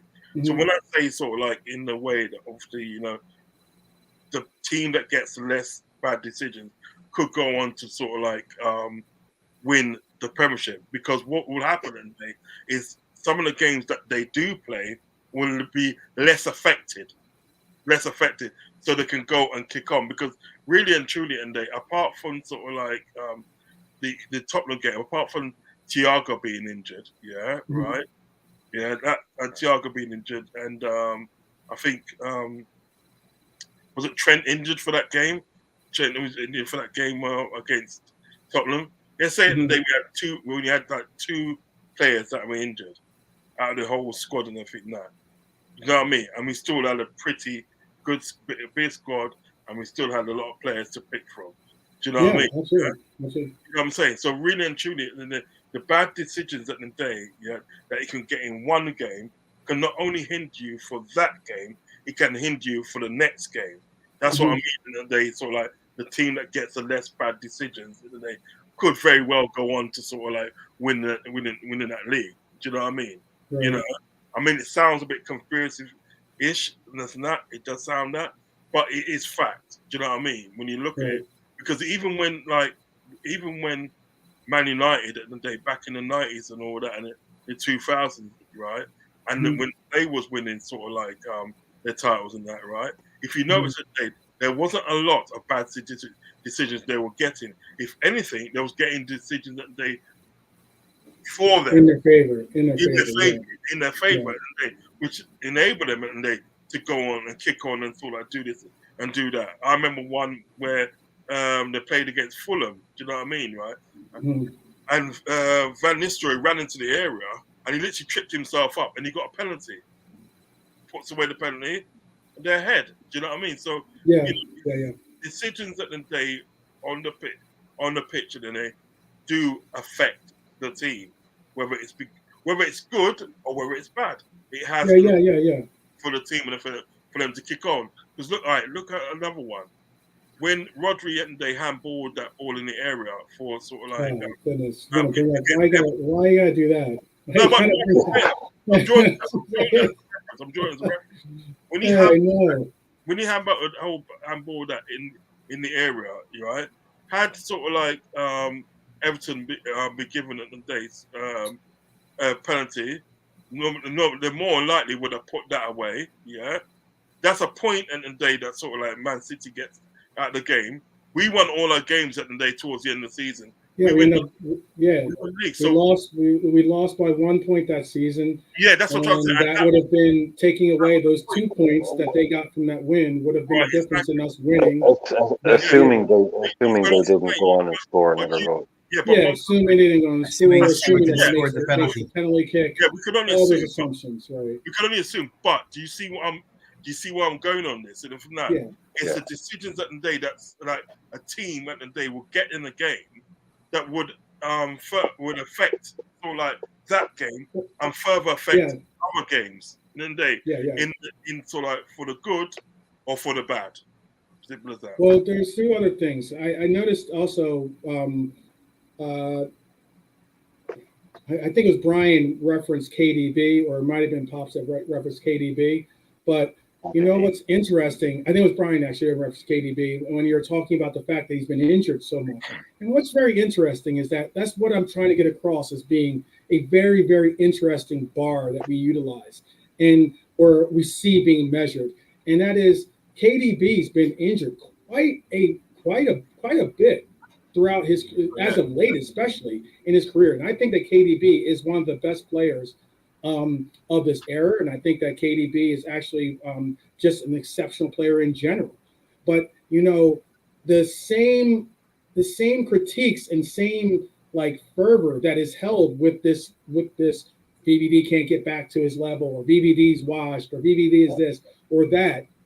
It's not this. It's not on the same spectrum when it comes to KDB, and that's why that's why I think that I get so, you know, and as Pop sometimes says, like don't let them bait you into, you know, into the conversation. But it's one of those things of where I hear this and I'm just like, but wait a minute, if you're making the same arguments for KDB, then okay, yes, we can maybe have this conversation about VVD. But considering that I only hear about KDB's brilliance, and I've never heard or we don't hear about the fact that he has had long periods, where he's either been it's impacted his play on some of the silverware that's being put into his name as being the reasons why he has such laudits.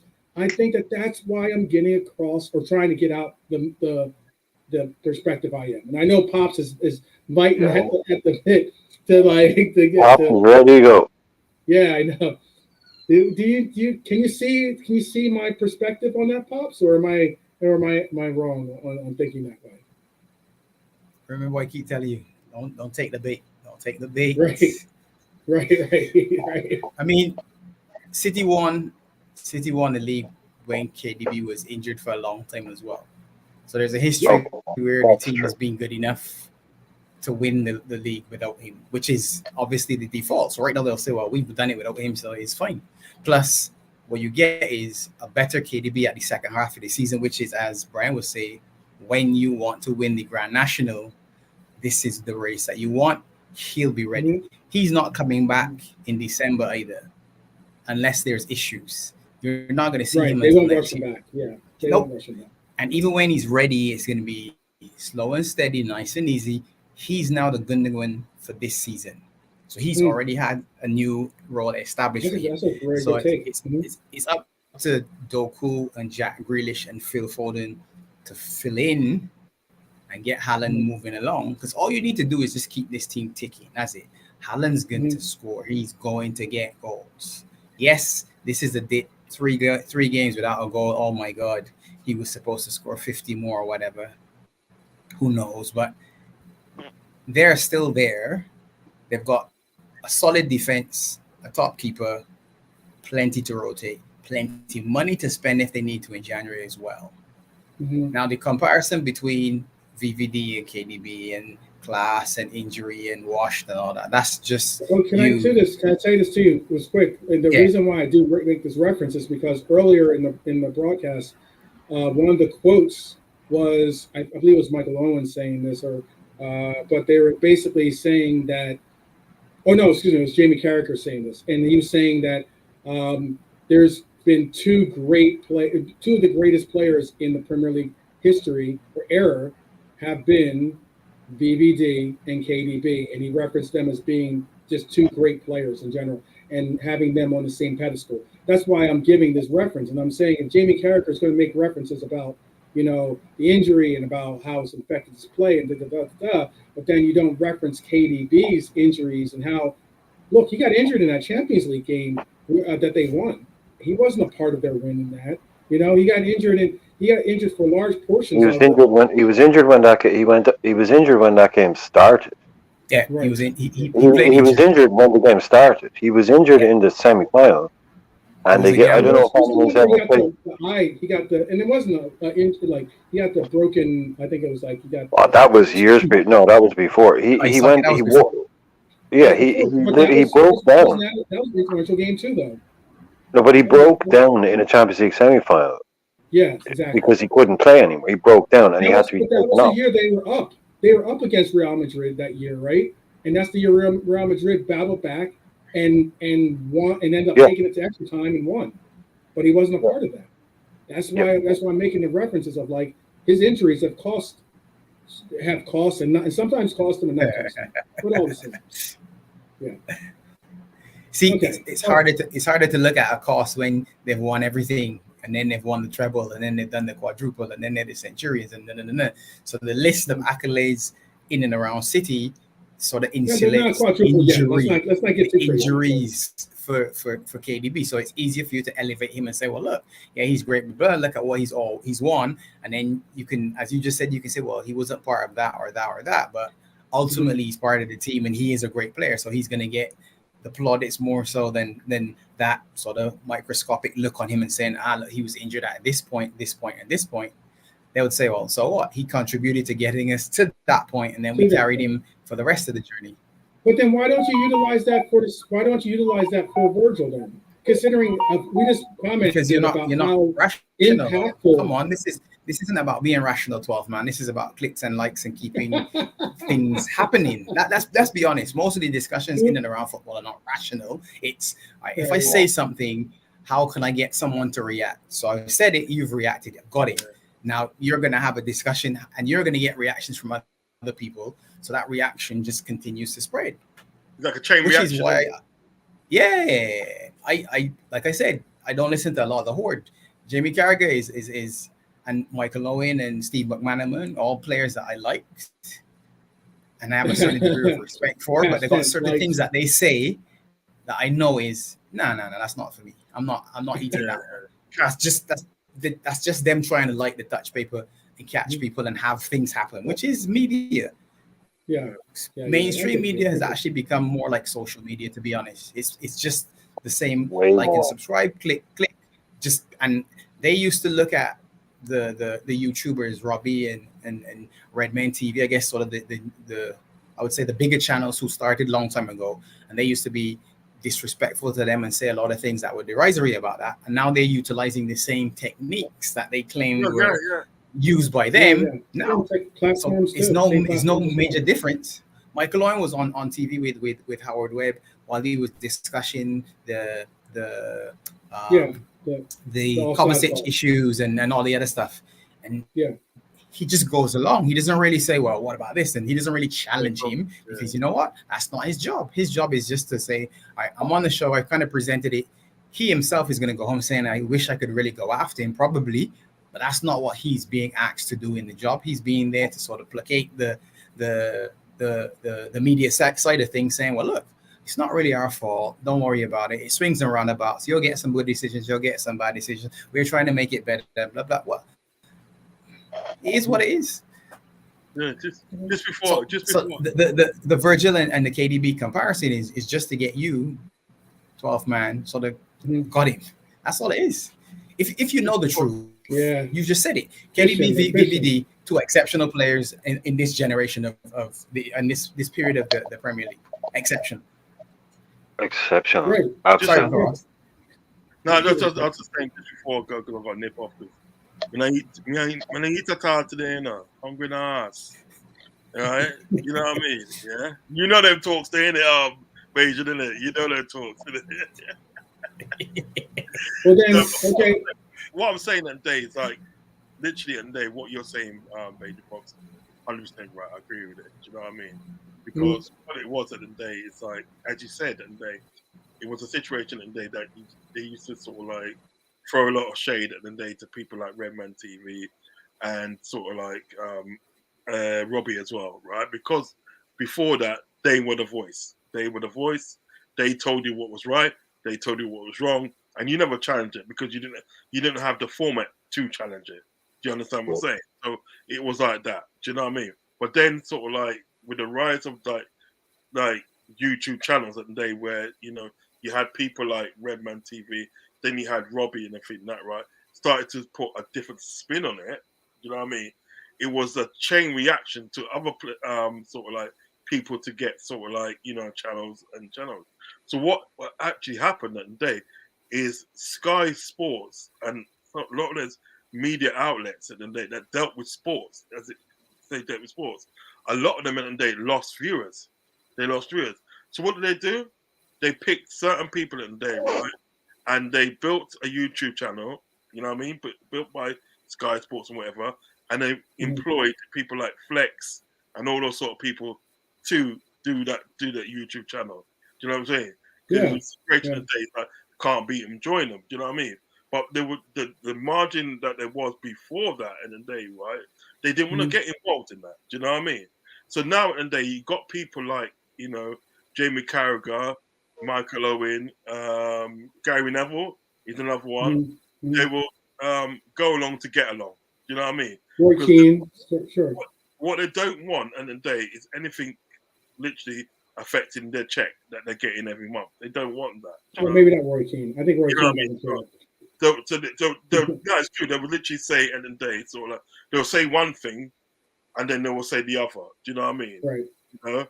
Or they won't ask vital questions at the day that they know they should ask, because you know what it is? They are put in there to make people like Howard Webb look good. You know what I mean? You understand what I'm saying? Yeah, Howard Webb is there. Howard Webb is the only reason why you're hearing from Howard Webb, and he's saying how he brought his transparency out. It's the only reason why you're seeing this, because he's doing PR. He's going to do his best PR to cover for his brethren, to cover for his referees, rather than make hard decisions and really address it and say, look, we effed up or we messed up. Yeah, but it's on me, the fact that I put an inexperienced, quote unquote, inexperienced referee in the marquee game or whatever it is. I agree. And we know that. What I'm saying, we know this. We know what the actual agenda is. We know this and that. And what it is at the day is people like Michael Owen are put into that situation and day. Michael Owen, Gary Neville, a lot of them, to further hype it and day, sort of like that agenda. Because if you notice in the day, sort of like most of the pundits in the day, Liverpool pundits in it, right, ex-Liverpool players, right, like your Steve McManaman, like your Michael Owen, and so forth. Yeah, Jim Beglin's another one of them. Most of them, right, when they're commentating on Liverpool, and they're slightly biased towards Liverpool. They don't really want to say a lot of good things towards Liverpool. Do you know what I mean? It's always about the other team, the other team, the other team, the other team. I think that's the reason why we hear those. That's what I call the lazy punditry, the parrot punditry. I think that's why I'm saying. That's one of the reasons why I have a segment going to eventually be coming out on Trent. Why I'm doing this segment on Virgil. Yeah. It's because a lot of the times it's that easy clickbait type stuff. Yes. That they'll just put out there as red meat to be like, look, here you go, have at it. But you know what it is, and it's like. So if you know what it is, surgical currency, you know what it is, and I think that they're put in there to do that specific job. That's what they're put in there for. You know what I mean? And I'm at peace with that. And like most of the times I don't. There's a lot of them I don't listen to and think no. You know what I mean? Because I think and they're just gonna be talking, they're just gonna be spewing at the day what they want to spew. You know what I mean? Right. That's it. But that's why I always say at the day, it's important. I'll say it again, it's important and that we have and the content creators like yourself, Beijing Reds TV, Brian, myself, Ensman, all these guys in the day. All these don't guys. forget Baz as well. Baz LBS. Sideline, a load of them. You know what I mean? Sideline, that's the same. Whoever I'm sort of like mentioning today, you're still important. And for that, just that I can't remember all of you. But what I'm saying is that it's important that we have these content creators in there, because we are the guys at the day, right? Yeah, for the most time anyway, are gonna say it at the day how it is, and we're gonna spit facts. We're gonna tell them at the day. You understand what I'm saying? Yeah. Right. So it's important that they sort of like that we keep on spreading that message, and we keep on doing our work. Do you know what I mean? Yeah. I mean, at the end of the day, I can be on a stream and everything that, and if I got 0 people watching me, I'm still doing it. Because I know. Yeah. I'm I still don't doing even look it. I rarely look at the numbers of people Yeah, but what watching. can I say? What's going to happen in the day is that later on, somebody's going to watch it on a replay. Yeah. Oh, absolutely. So Absolutely. you might just do it. So basically, it's that it's important at the day, sort of like, you know, that we at the day, sort of like as content creators at the day, do our job and do it well. Do you know what I mean? Right, I've got to go. Yeah. I was gonna say, okay, so allow for you to go, but I was gonna say, ask the panel two quick questions from the chat. That's why I hadn't started. I was waiting. I was just trying to allow for Uncle Ross to get his piece out. You know, so we're gonna end. I'm gonna be ending anyway pretty soon because we all know my opinion is that BBD was great, is great, and may continue to be great. How about that? So, all right. So this is this is a quick question. This is a very interesting question because Psychedelic Shaolin has asked some really cool questions. This one's a quick one. This is something I believe too. The ambassador is ready to cook. I'm expecting 25 GA from him this season, all comps, or at least 20 goals, 5 assists. What do you guys reckon? Do you think that is too excessive? Do you think that's Who's that? on the nose? Just we can do it quick too, because I know you guys got to go, and I know Asian Pops is yes. Is that a yes around the board, or do you think higher or lower? Nunes, Darren Nunes. Darren, Oh, Nunes. Okay. I think that's gettable. 25G. 25. Okay. You know what I would go for? What's that? That 25 goals in all competition. No, it's 20 goals. 20 goals all comps. 5 assists, 20 goals. 25 goal.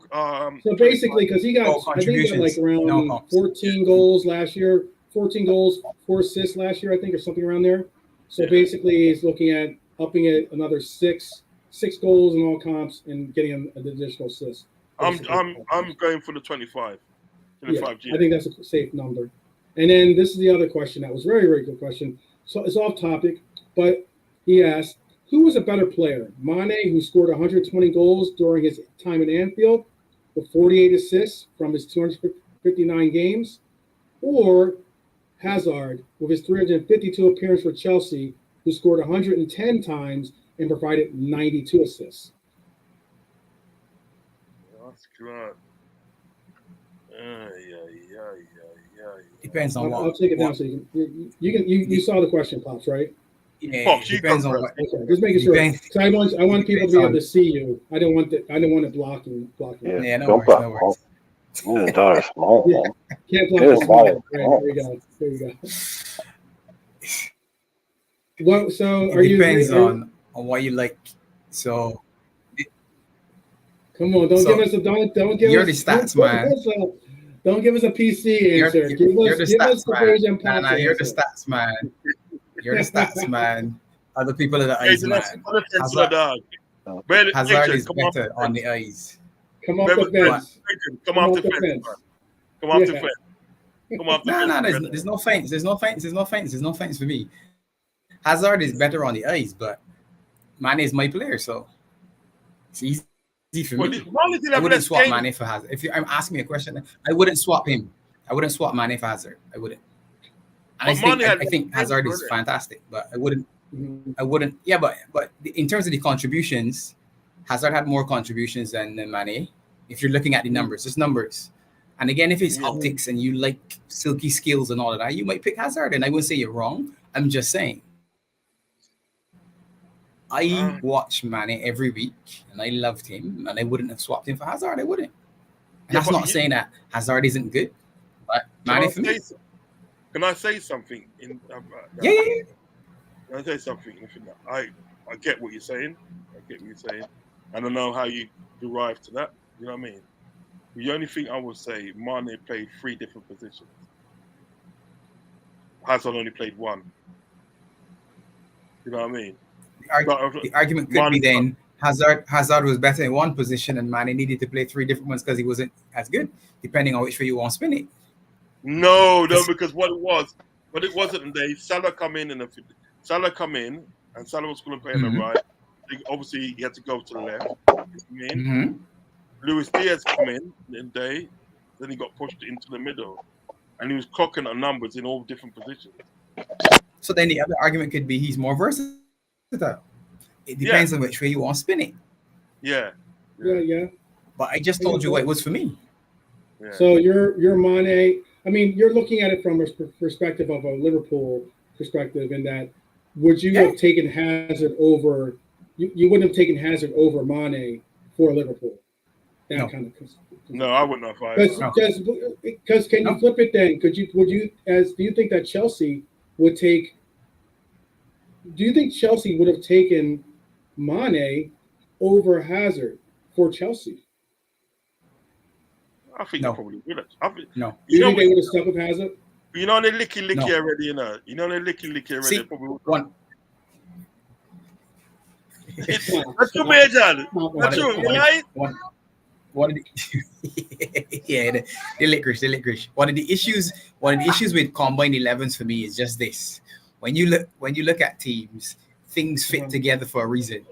The red arrows, Bobby, Mane, and Salah fit together like a hand and a glove. If you pull one out and drop somebody else in, it's not the same thing. Yeah, true. Right. Similarly, if you were to move Mane and drop him in at Chelsea, he's not going to necessarily give you what Hazard did, because Hazard was given, to me, a lot of freedom to do just whatever he wanted, because he was that type of creative player where Mane fit within our structure and system better. So for me, like I said, it's not me saying Hazard was rubbish, which is how usually these arguments go, because it's one guy has to be 100 and the other guy has to be 0, or one's great, the other one's a shit, or whatever the case may be. Yeah, I'm not saying some very strange reason. That's always how our argument goes. Just being clear for anybody, it's splitting hairs, but for me, I'm taking my guy with the swoosh. Mane, as Blas said. All I was asking. And Brian, I think Brian's going to log back in. Hopefully he does, because I was going to ask Brian the question too. But real quick, I was just saying that I got your Liverpool perspective. I was just asking, I know you're not a Chelsea fan, but do you think Chelsea, if you had to take off the red hat and look at it from a Chelsea perspective, do you think if they had the opportunity to, I'm glad Brian's back for this too. If you had the opportunity do you think Chelsea, if they had the opportunity to repeat, history all over, would they, if they had the opportunity to either take Hazard or take Mane? Obviously, we would take Mane for Liverpool, because I think, as you said, he fits better. It's a more natural fit for all of his attributes and the way that he ended up melding with the team. But do you think that Chelsea would say the same for Hazard over Mane? That's my question. Yeah. But you know what? Yes. So, Football. Let me cut you quick. Yeah. Uncle Ross, give us your answer, and then Brian. I'm not going to come in. I was going to be very quick. What it is at the day is I can understand what Beijing is saying, because you look at what happened at the day when they bought Torres from us from Liverpool. They suspected him to do the same at the day, sort of like what he did at Liverpool. But what they didn't realize at the day is that Torres did not fit into that squad. You know what I mean? But he fitting into Liverpool squad. You know what I'm saying? So the injury had a huge impact too, though. The injury had a huge impact, but yeah. No, but what I'm trying to say, when he was consistently at the day playing for Chelsea at the day, right? He was clocking up the numbers. You know what I mean? He was missing sitters. He never done that at Liverpool. Do you know what I mean, right? Mm-hmm. So I can understand what you're saying at the day, right? Does a Mane at the end of the day fit into a Chelsea squad, and does a Hazard fit into a Liverpool squad? Do you know what I mean? So it's very kind of like, I don't know. It's just the way you look at it. It's got to be the way you look at it still. But I don't think probably at the end of the day, Hazard, if he came to Liverpool, he probably won't be doing the same as he was at the day. That's sort of like right. and vice versa. Do you know what I mean? You know, because you look at I think, yeah. Marley when he went to sort of Bayern Munich in the day, right? He was not doing the same as the day as he was at Liverpool. Do you know what I mean? You know, Sure. so it's just how you fit into a team, I suppose. You know Hey what I mean? Brian, give us your answer too, and then we're gonna wrap up here because I know Beijing Pops is already overextended. I know he's got busy work to do. He's a busy businessman and everything else. I know Uncle Rod's has got some busy work to do. I know it's late over in the UK, so he's got he's got to get the beauty rest, of course. So Yeah. like so yeah, tell us what's your opinion on this as well. Like and I'll briefly give my own as well after you. Briefly, Eden Hazard is a far better footballer than Mane. He's Very just interesting. he's a much more naturally gifted footballer than Mane would ever be. Eden Hazard is an incredible footballer, just phenomenal. But the problem is, yes, go ahead. yeah, but the problem think is, the same. You may think Mane's incredible too. That's why I want to sure. Yeah, but the problem is very get different. Up. That's why you get clipped up if you don't stay. Clip me up all you want. I'd love it. I'd love it. Someone clip me up. I mean, for God's sake. I mean, they're totally different players. But if you're talking about someone as in ability as a footballer, okay, that's what I'm talking about. Just pure ability on a football, on the pitch. It's Hazard all day. That guy, at his best, was incredible. Mane, much more direct, much more effective in a Klopp system, perhaps. But what you also have to understand with someone like Eden Hazard, and this is something that a lot of football fans have real trouble wrapping their heads around. He doesn't like football. There are players out there, Danny Rose is a very famous example, who hate football. They don't like it. They are gifted. And they're so gifted at that game that they stay in it because, come on, guys, 20 grand a week minimum. They don't like football. The last thing they would do on their day off is watch a game of football. They don't care about it. They don't like it. Some of them actively, some of them actively dislike football, but they realize that they're exceptionally gifted at it. Like if I didn't like badminton and I grew up and I was like, dude, you're the best badminton player in the world. If you just put your mind to it, I'll do it because it'll earn me 3 or 4 million a year. These guys wouldn't watch a game of football on a Super Sunday if you paid them. These are human beings out there. These are human beings. Hazard does not like football. I'm sorry to have to explain that to Chelsea fans or anyone else. He doesn't like it. He has no interest in playing it beyond as a job. So these are the guys that they just finish up when they finish up.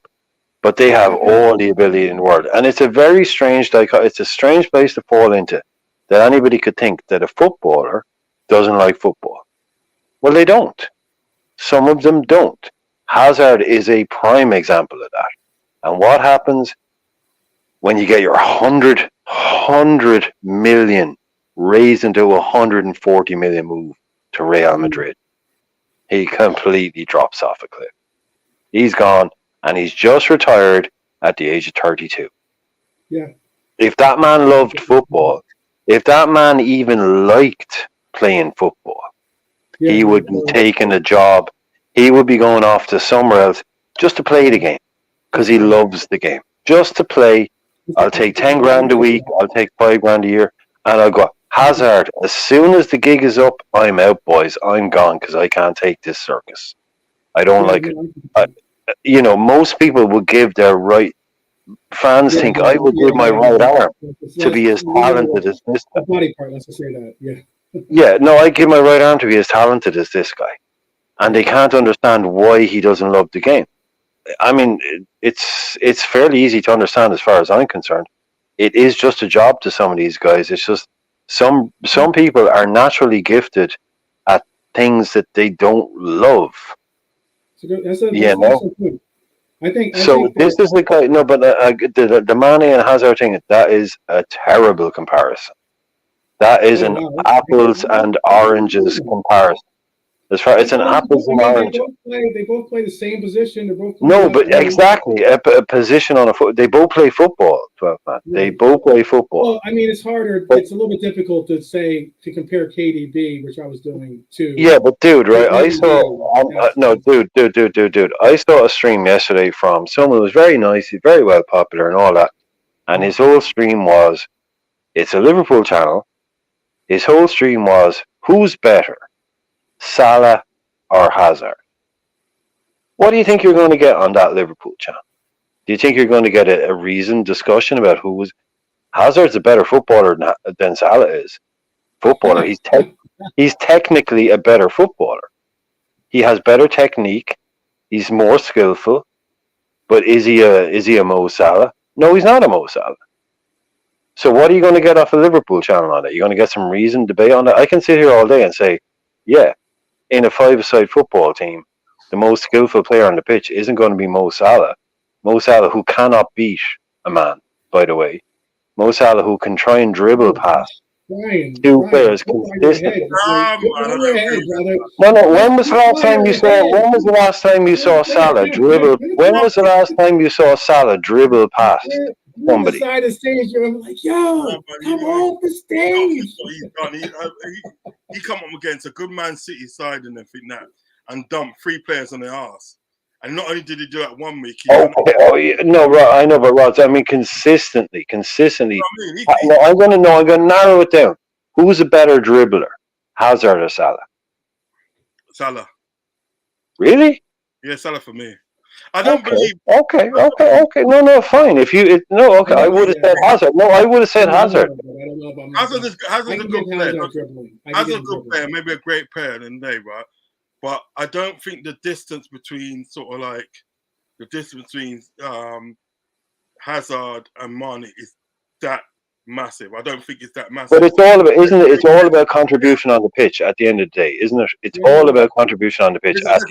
Yeah, but I'm not saying. It's about that at the end of the day. But to me, as an eye test, just as a watching someone, I'd say Salah or Hazard is a better dribbler than Mane. Or such purely there's a gap. There is a gap. I don't think it's that great. It's that great of a gap. But there is a gap. Don't get me wrong, because obviously the numbers are there. But I just don't think at the day it's sort of like it's a really great gap, because I think no, not at all. No, I'm not saying that, but I'm definitely saying there's just a tiny. Yeah, there's a gap there. But tiny gap. But yeah, if we say it's a massive gap, I think that's doing a disservice at the day. No, but Klopp takes Mane all day. Klopp takes Mane all day over Hazard. Okay. That's what I'm saying. Klopp takes him in that. So it's all like you said, Roz, you've been saying all night. It's all about context. You've got a point in saying that day that there was a gap there. I wouldn't say that sort of like that you haven't. You have got a point, and a lot of things that obviously of what you said, even through the night, not just like this situation, and a lot of things you say through the night, and you have got valid points, and you do make good sense. You know what I mean? It's just that I don't think at the end of the day the gap between sort of like Hazard and Mane is that great. There's a gap. Don't get me wrong. There is a gap there, because the numbers speak for themselves. Do you understand what I'm getting? I'm with you. I'm saying that you're splitting hairs. We're splitting hairs here, basically. Wait, but we're splitting hairs on 2 excellent footballers, basically. Yeah. All right, so let me interject this real quick, because I know we have to go. I know I said we're going to wrap this up, but let me just interject at least my little bit of 2 cents worth here, and that is referencing to what Virgil Pop said earlier too. Is that like, okay, I get it. I liked the way that his perspective was, in that he was looking at it from a Liverpool perspective. He would take Mane over Hazard all day, every day, because Mane just played. He just was a better fit for our team, and the work and the contributions that he made with that front 3 were exceptional. Now, would you, if Hazard was in that role for Liverpool, would he still be a great player? I'm sure, because he has exceptional skills. But would he still be able to contribute and offer the same contribution as Mane. I don't think so. I don't think you see the tracking back. I don't think you see the continuity between the front line. I don't think any of that would exist. And that's an attribute. I get it. We want to talk about stats, but then, we're also referencing eye test. That is that eye test to me that I say, okay, well then, would Mane be able to fit in with the Chelsea front line that Hazard shined with? And I think that Mane would be able to, because Mane has the ability to adjust and adapt his form and his talents enough so that he can still massively contribute to a team. So therefore, I think that he could contribute. My point is what I'm saying, what Pops was saying in essence is that I think Mane is a better player than Hazard under the pretense that talent-wise, you could possibly say Hazard is a talentedly better player. But I think there's more than just talent that makes a football player. That's what I'm saying as well. That is what I'm saying as well. Is that it is part. That's what I'm saying too. Oh yeah, but I'm saying if someone said to me, technically, this is who is technically the better as in technique on the ball, who is a better footballer in inverted commas, as in a one-off, 1 versus 1. But like you put one in one team, it doesn't work. You put Mane in that Chelsea team, doesn't work. Because Mane would expect it to be, he could work, he could do, but he won't be the Mane that Klopp brought out for Liverpool. So it's all totally different in that sense. Now, it's not saying that if you handed Jurgen Klopp an Eden Hazard, he said, "Oh no, I can't work with that guy." It's all about like. Yeah, I just think you're talking. I won't have anybody talk down Eden Hazard because he's an incredible footballer. If you want to, so if you want, no, I'm not saying that anyone here is. I'm just saying it's unfair comparison, and it's coming up a lot now, and it's purely because he's just retired. Because he's just retired, yes. Yeah, it's just so let's compare him to this guy, and let's compare him to that guy, because we all know it's like when you have your favorite movie, like Terminator 2, Judgment Day, Predator, whatever it might be, you can never imagine someone else playing the lead role in that film. You can never imagine us, but if someone else had played the lead role in that film, maybe you might love it just as much. But because we've grown up with, Mane has been our lead player, so it's that no one else could have done a better job than Mane. No one else could have done a better job than Salah. No one else could have. I get what you're saying, but it's still the same. I think that Hazard doesn't. There are parts about being a football player that are important, and but he falls down. That's what I'm saying. Is he falls down? No, I was going to say Hazard will fall down.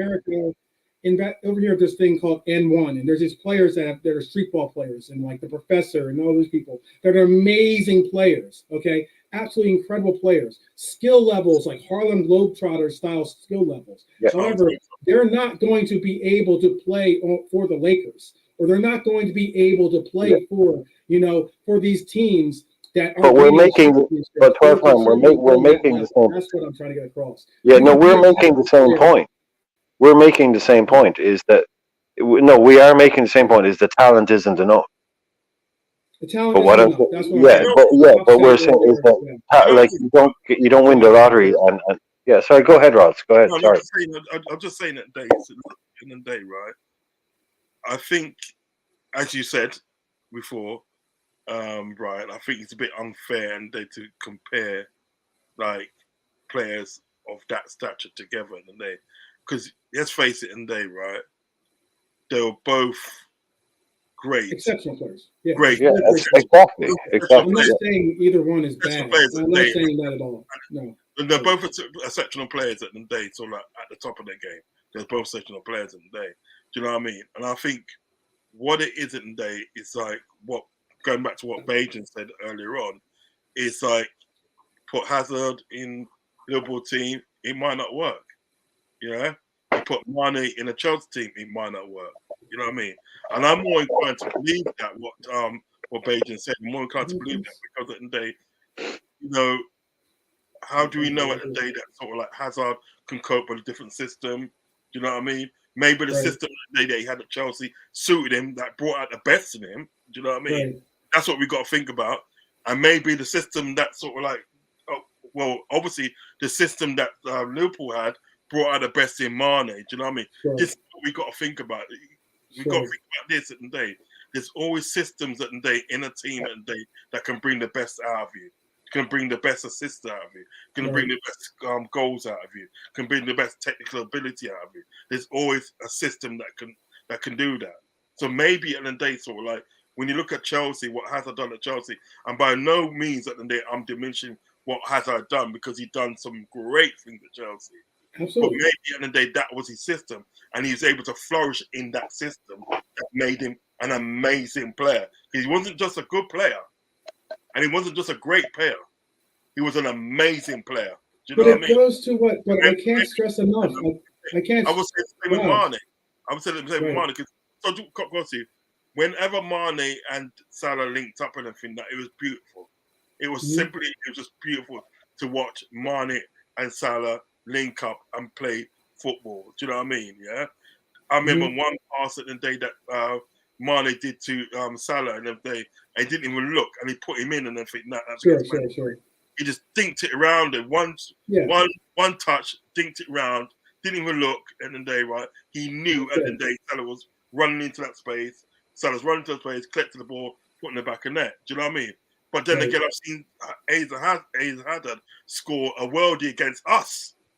He scored a worldie against us in the day. 2 touches in the day, and it was in the back of the net. Do you know what I mean? So it's a system of it's a system at the day of what a team plays at the day that can make or break you. Simple as that, it can make and break you. Same with Fernando Torres. Fernando Torres is playing in the system at Liverpool and that allowed him to flourish, allowed him to be great and amazing. But when he went to Chelsea, and then the system that Chelsea was playing did not afford him such luxuries. You know what I mean? But so again, I know you keep saying that Torres is injury thing, and again, we're gonna have to wrap up here. But Pops, I wanted to give you one of the last words too. But what I was referencing though is Brian brought up, the fact that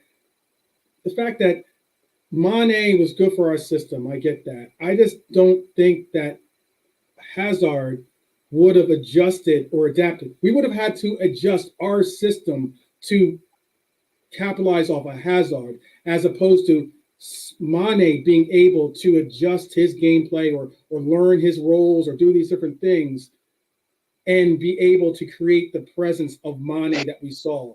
And I think that Mane is talented. We're not saying that he's not talented. It's not great. I just think that would have basically been able to, you would have been able to go and utilize that, or a Chelsea team would have still been able to use Mane in a high capacity role, as opposed to us having to all of a sudden, Hazard is not going to necessarily, he's going to see himself separate from Salah or even Bobby, in essence. I think that would have happened. But again, we're making assumptions. I'll give Pops the last word on this show here, because I just wanted to make sure that he got it. And also, please plug your channel, and then I'll allow for Ross to do the same.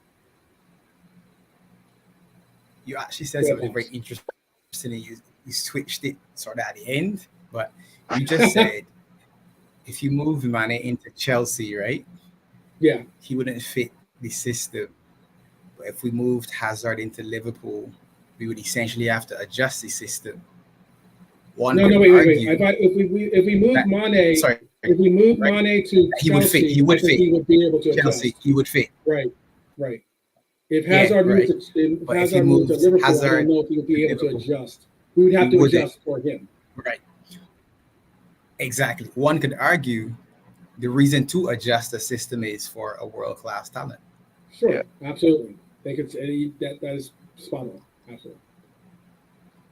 And I mean, there are varying ways in which you can attack the man, because you can then say Hazard is part of the failure generation of Belgium football, and he's never quite took himself to a level where he's in the discussion with the elite players that we put in that. And Right. as Brian said, he's gifted at a level where you're saying he came up at 12 years old being probably the best kid at school, and then the best kid in the academy, and he's exceptional at it was Lille, I think it was in France, and then Yeah, we Lil, saw him yeah. in the Prem. But his lack of love for the game allowed him just to sort of drift, because when he was supposed to jump off at Real Madrid. Yeah. Real Madrid was him moving into the stratosphere of the Mount Rushmore type conversations of the best ever. For some people, he's there already in from a Premiership perspective. Some people will say, well, he's the best that they've seen. And you could say, well, you know what? Who's to argue? If you're a Chelsea fan and you've watched him more than you would have watched any of our teams, you would say, well, yeah, he is one of the best players.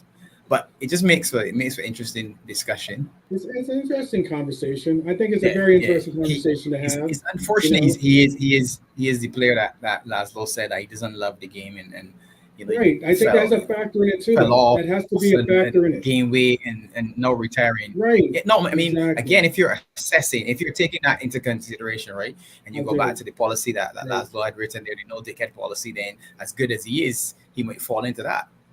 Because he isn't going to give you everything you need. He isn't going to give you the 100% you want, and that's what we need, because we don't have the talent that we have that everywhere else. And so, as much as we say we've got the best players in every position, that's because they give everything in every position. As a unit, it looks like they're the best then, because they're giving it all. Look at the numbers that we've won all these games. Look at what we're doing as a unit, and that's really the strength of the team, the unit.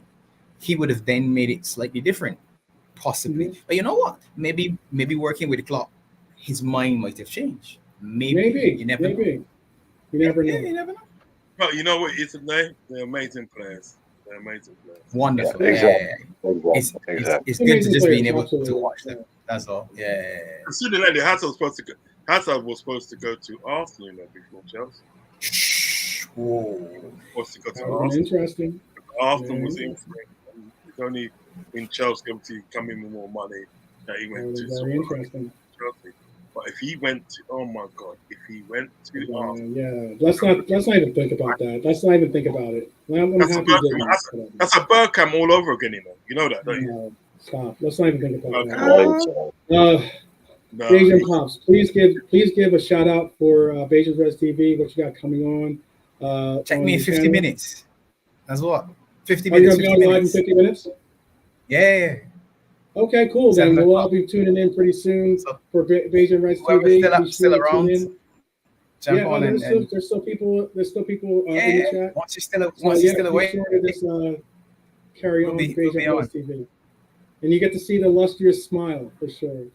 The $1 million smile.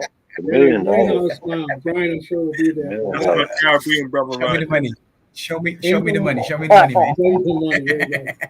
Angelo Garage, can you give us a little synopsis of what you got on deck for your channel? That's my Caribbean brother there.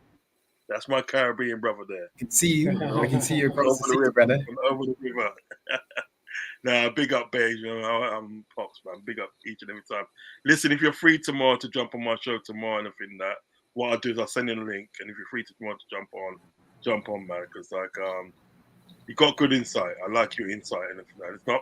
There's not anything really that I disagree with you tonight. Still, do you know what I mean? It's like insight's good. You know what I mean? So yeah, jump on. Same with you, Brian. I would love to get on my show tomorrow if you're free, because your insight is great as well. Thanks very much, man. Thanks. No, because you know what it isn't that this is good. This is good. Me and 12 Man often talk about this. The fact that to chop it up with your red brethren, you know what I mean, right? And have discussions where you can agree or disagree. You know what I mean? Because everybody's points in it tonight. We haven't had no major fallouts, which means like agreeing to disagree. You know what I'm saying? Because we're all talking about the good of our club. You understand? Yeah, we all love Liverpool. We all love our club. That's the most important. We all truly love this club. Right. And a lot of the stuff that we've been talking about tonight has not been negative. You know what I mean? It's been really good. So listen, Anfield Uncle Rod's on YouTube, and you can catch Liverpool 12 Man. I was about to call you Red Man then, you know. Catch him on my channel as well. We was chopping up the other day on the Red There's Research Noble. show. A fixture on my show. He's not busy in the day. So yeah.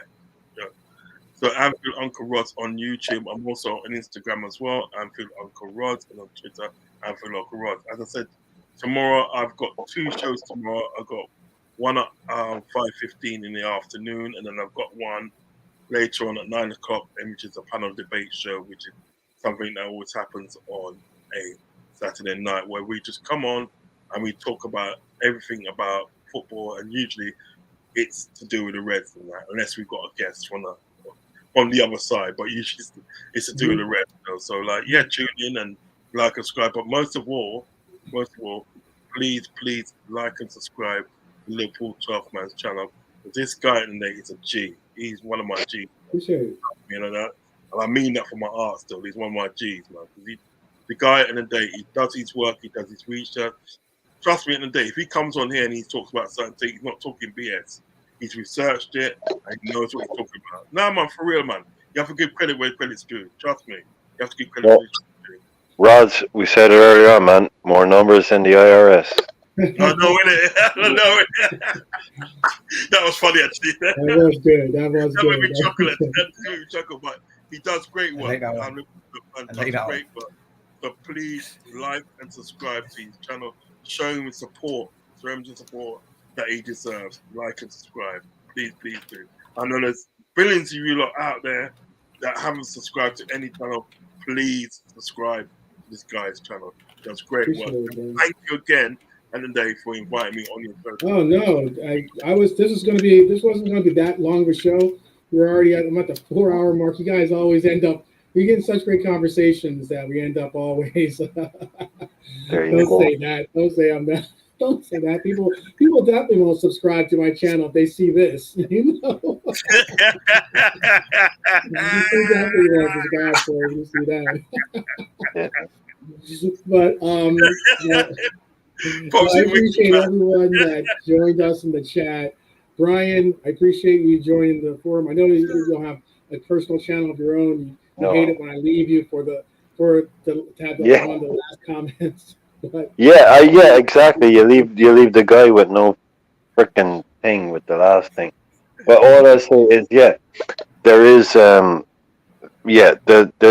a move. There's not a movement out there, but there's some channels out there that I have saved me on YouTube, because I've mentioned before that I was heavily involved with some of the early stuff on YouTube, fan channels, which I think have just gone so bad and so toxic and so disgusting that I don't even want to mention the fact that I used to work for them.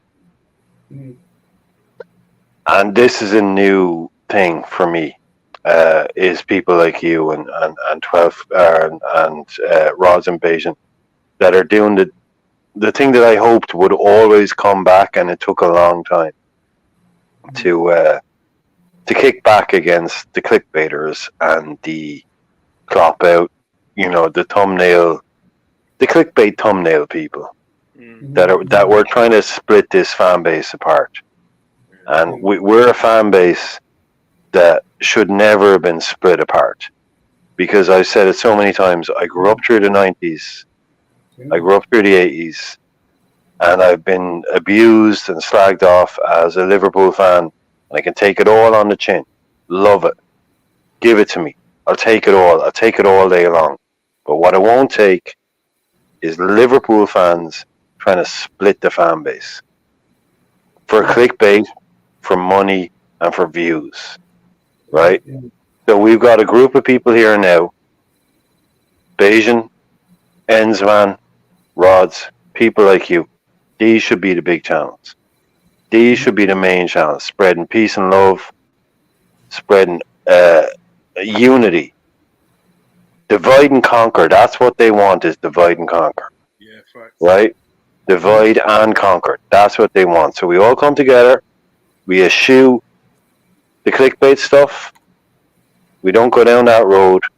And people like you, these are the channels that hopefully in 10 years' time will have outgrown these thumbnail people. That's all I say. So anyone that's watching now, I know there's only probably 2 people, and this is us. No, But there's more. There's actually a lot more. There's well, quite a few this is what I'm saying. Like, just look for these people.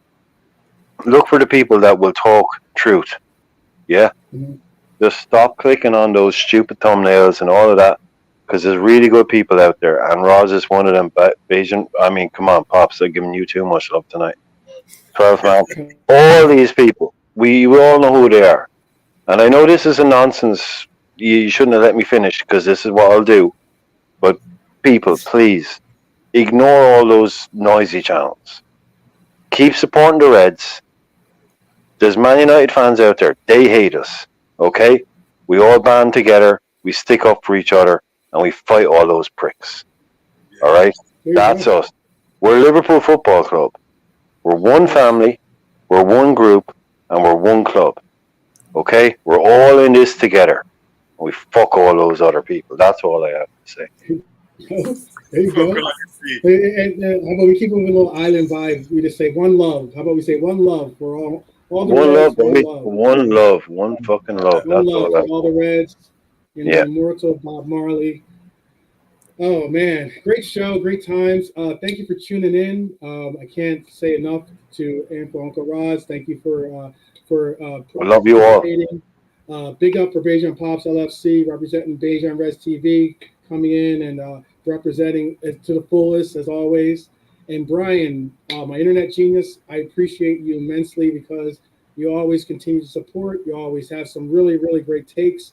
I don't know about the salad take, but I mean, like, let's just go far as to say that we have some great takes, and Can't be right it's on. all love. I appreciate it because it's as long as it's constructive, as long as as long as we get to interact, and it's not like name calling and as you said, divide and conquer. It's more so we're getting to a place where we can at least hear each other, understand each other, and grow with each other. That's the most important thing, and that's something that I hope that continues to go and be a part of this community that we're continuously being a part of, or we're trying to contribute towards. So with that said, I'm going to bid everyone adieu and ask that you like and follow and comment and share, do all the good stuff for all these channels, for my channel included. And with that, I say, Peace. walk on.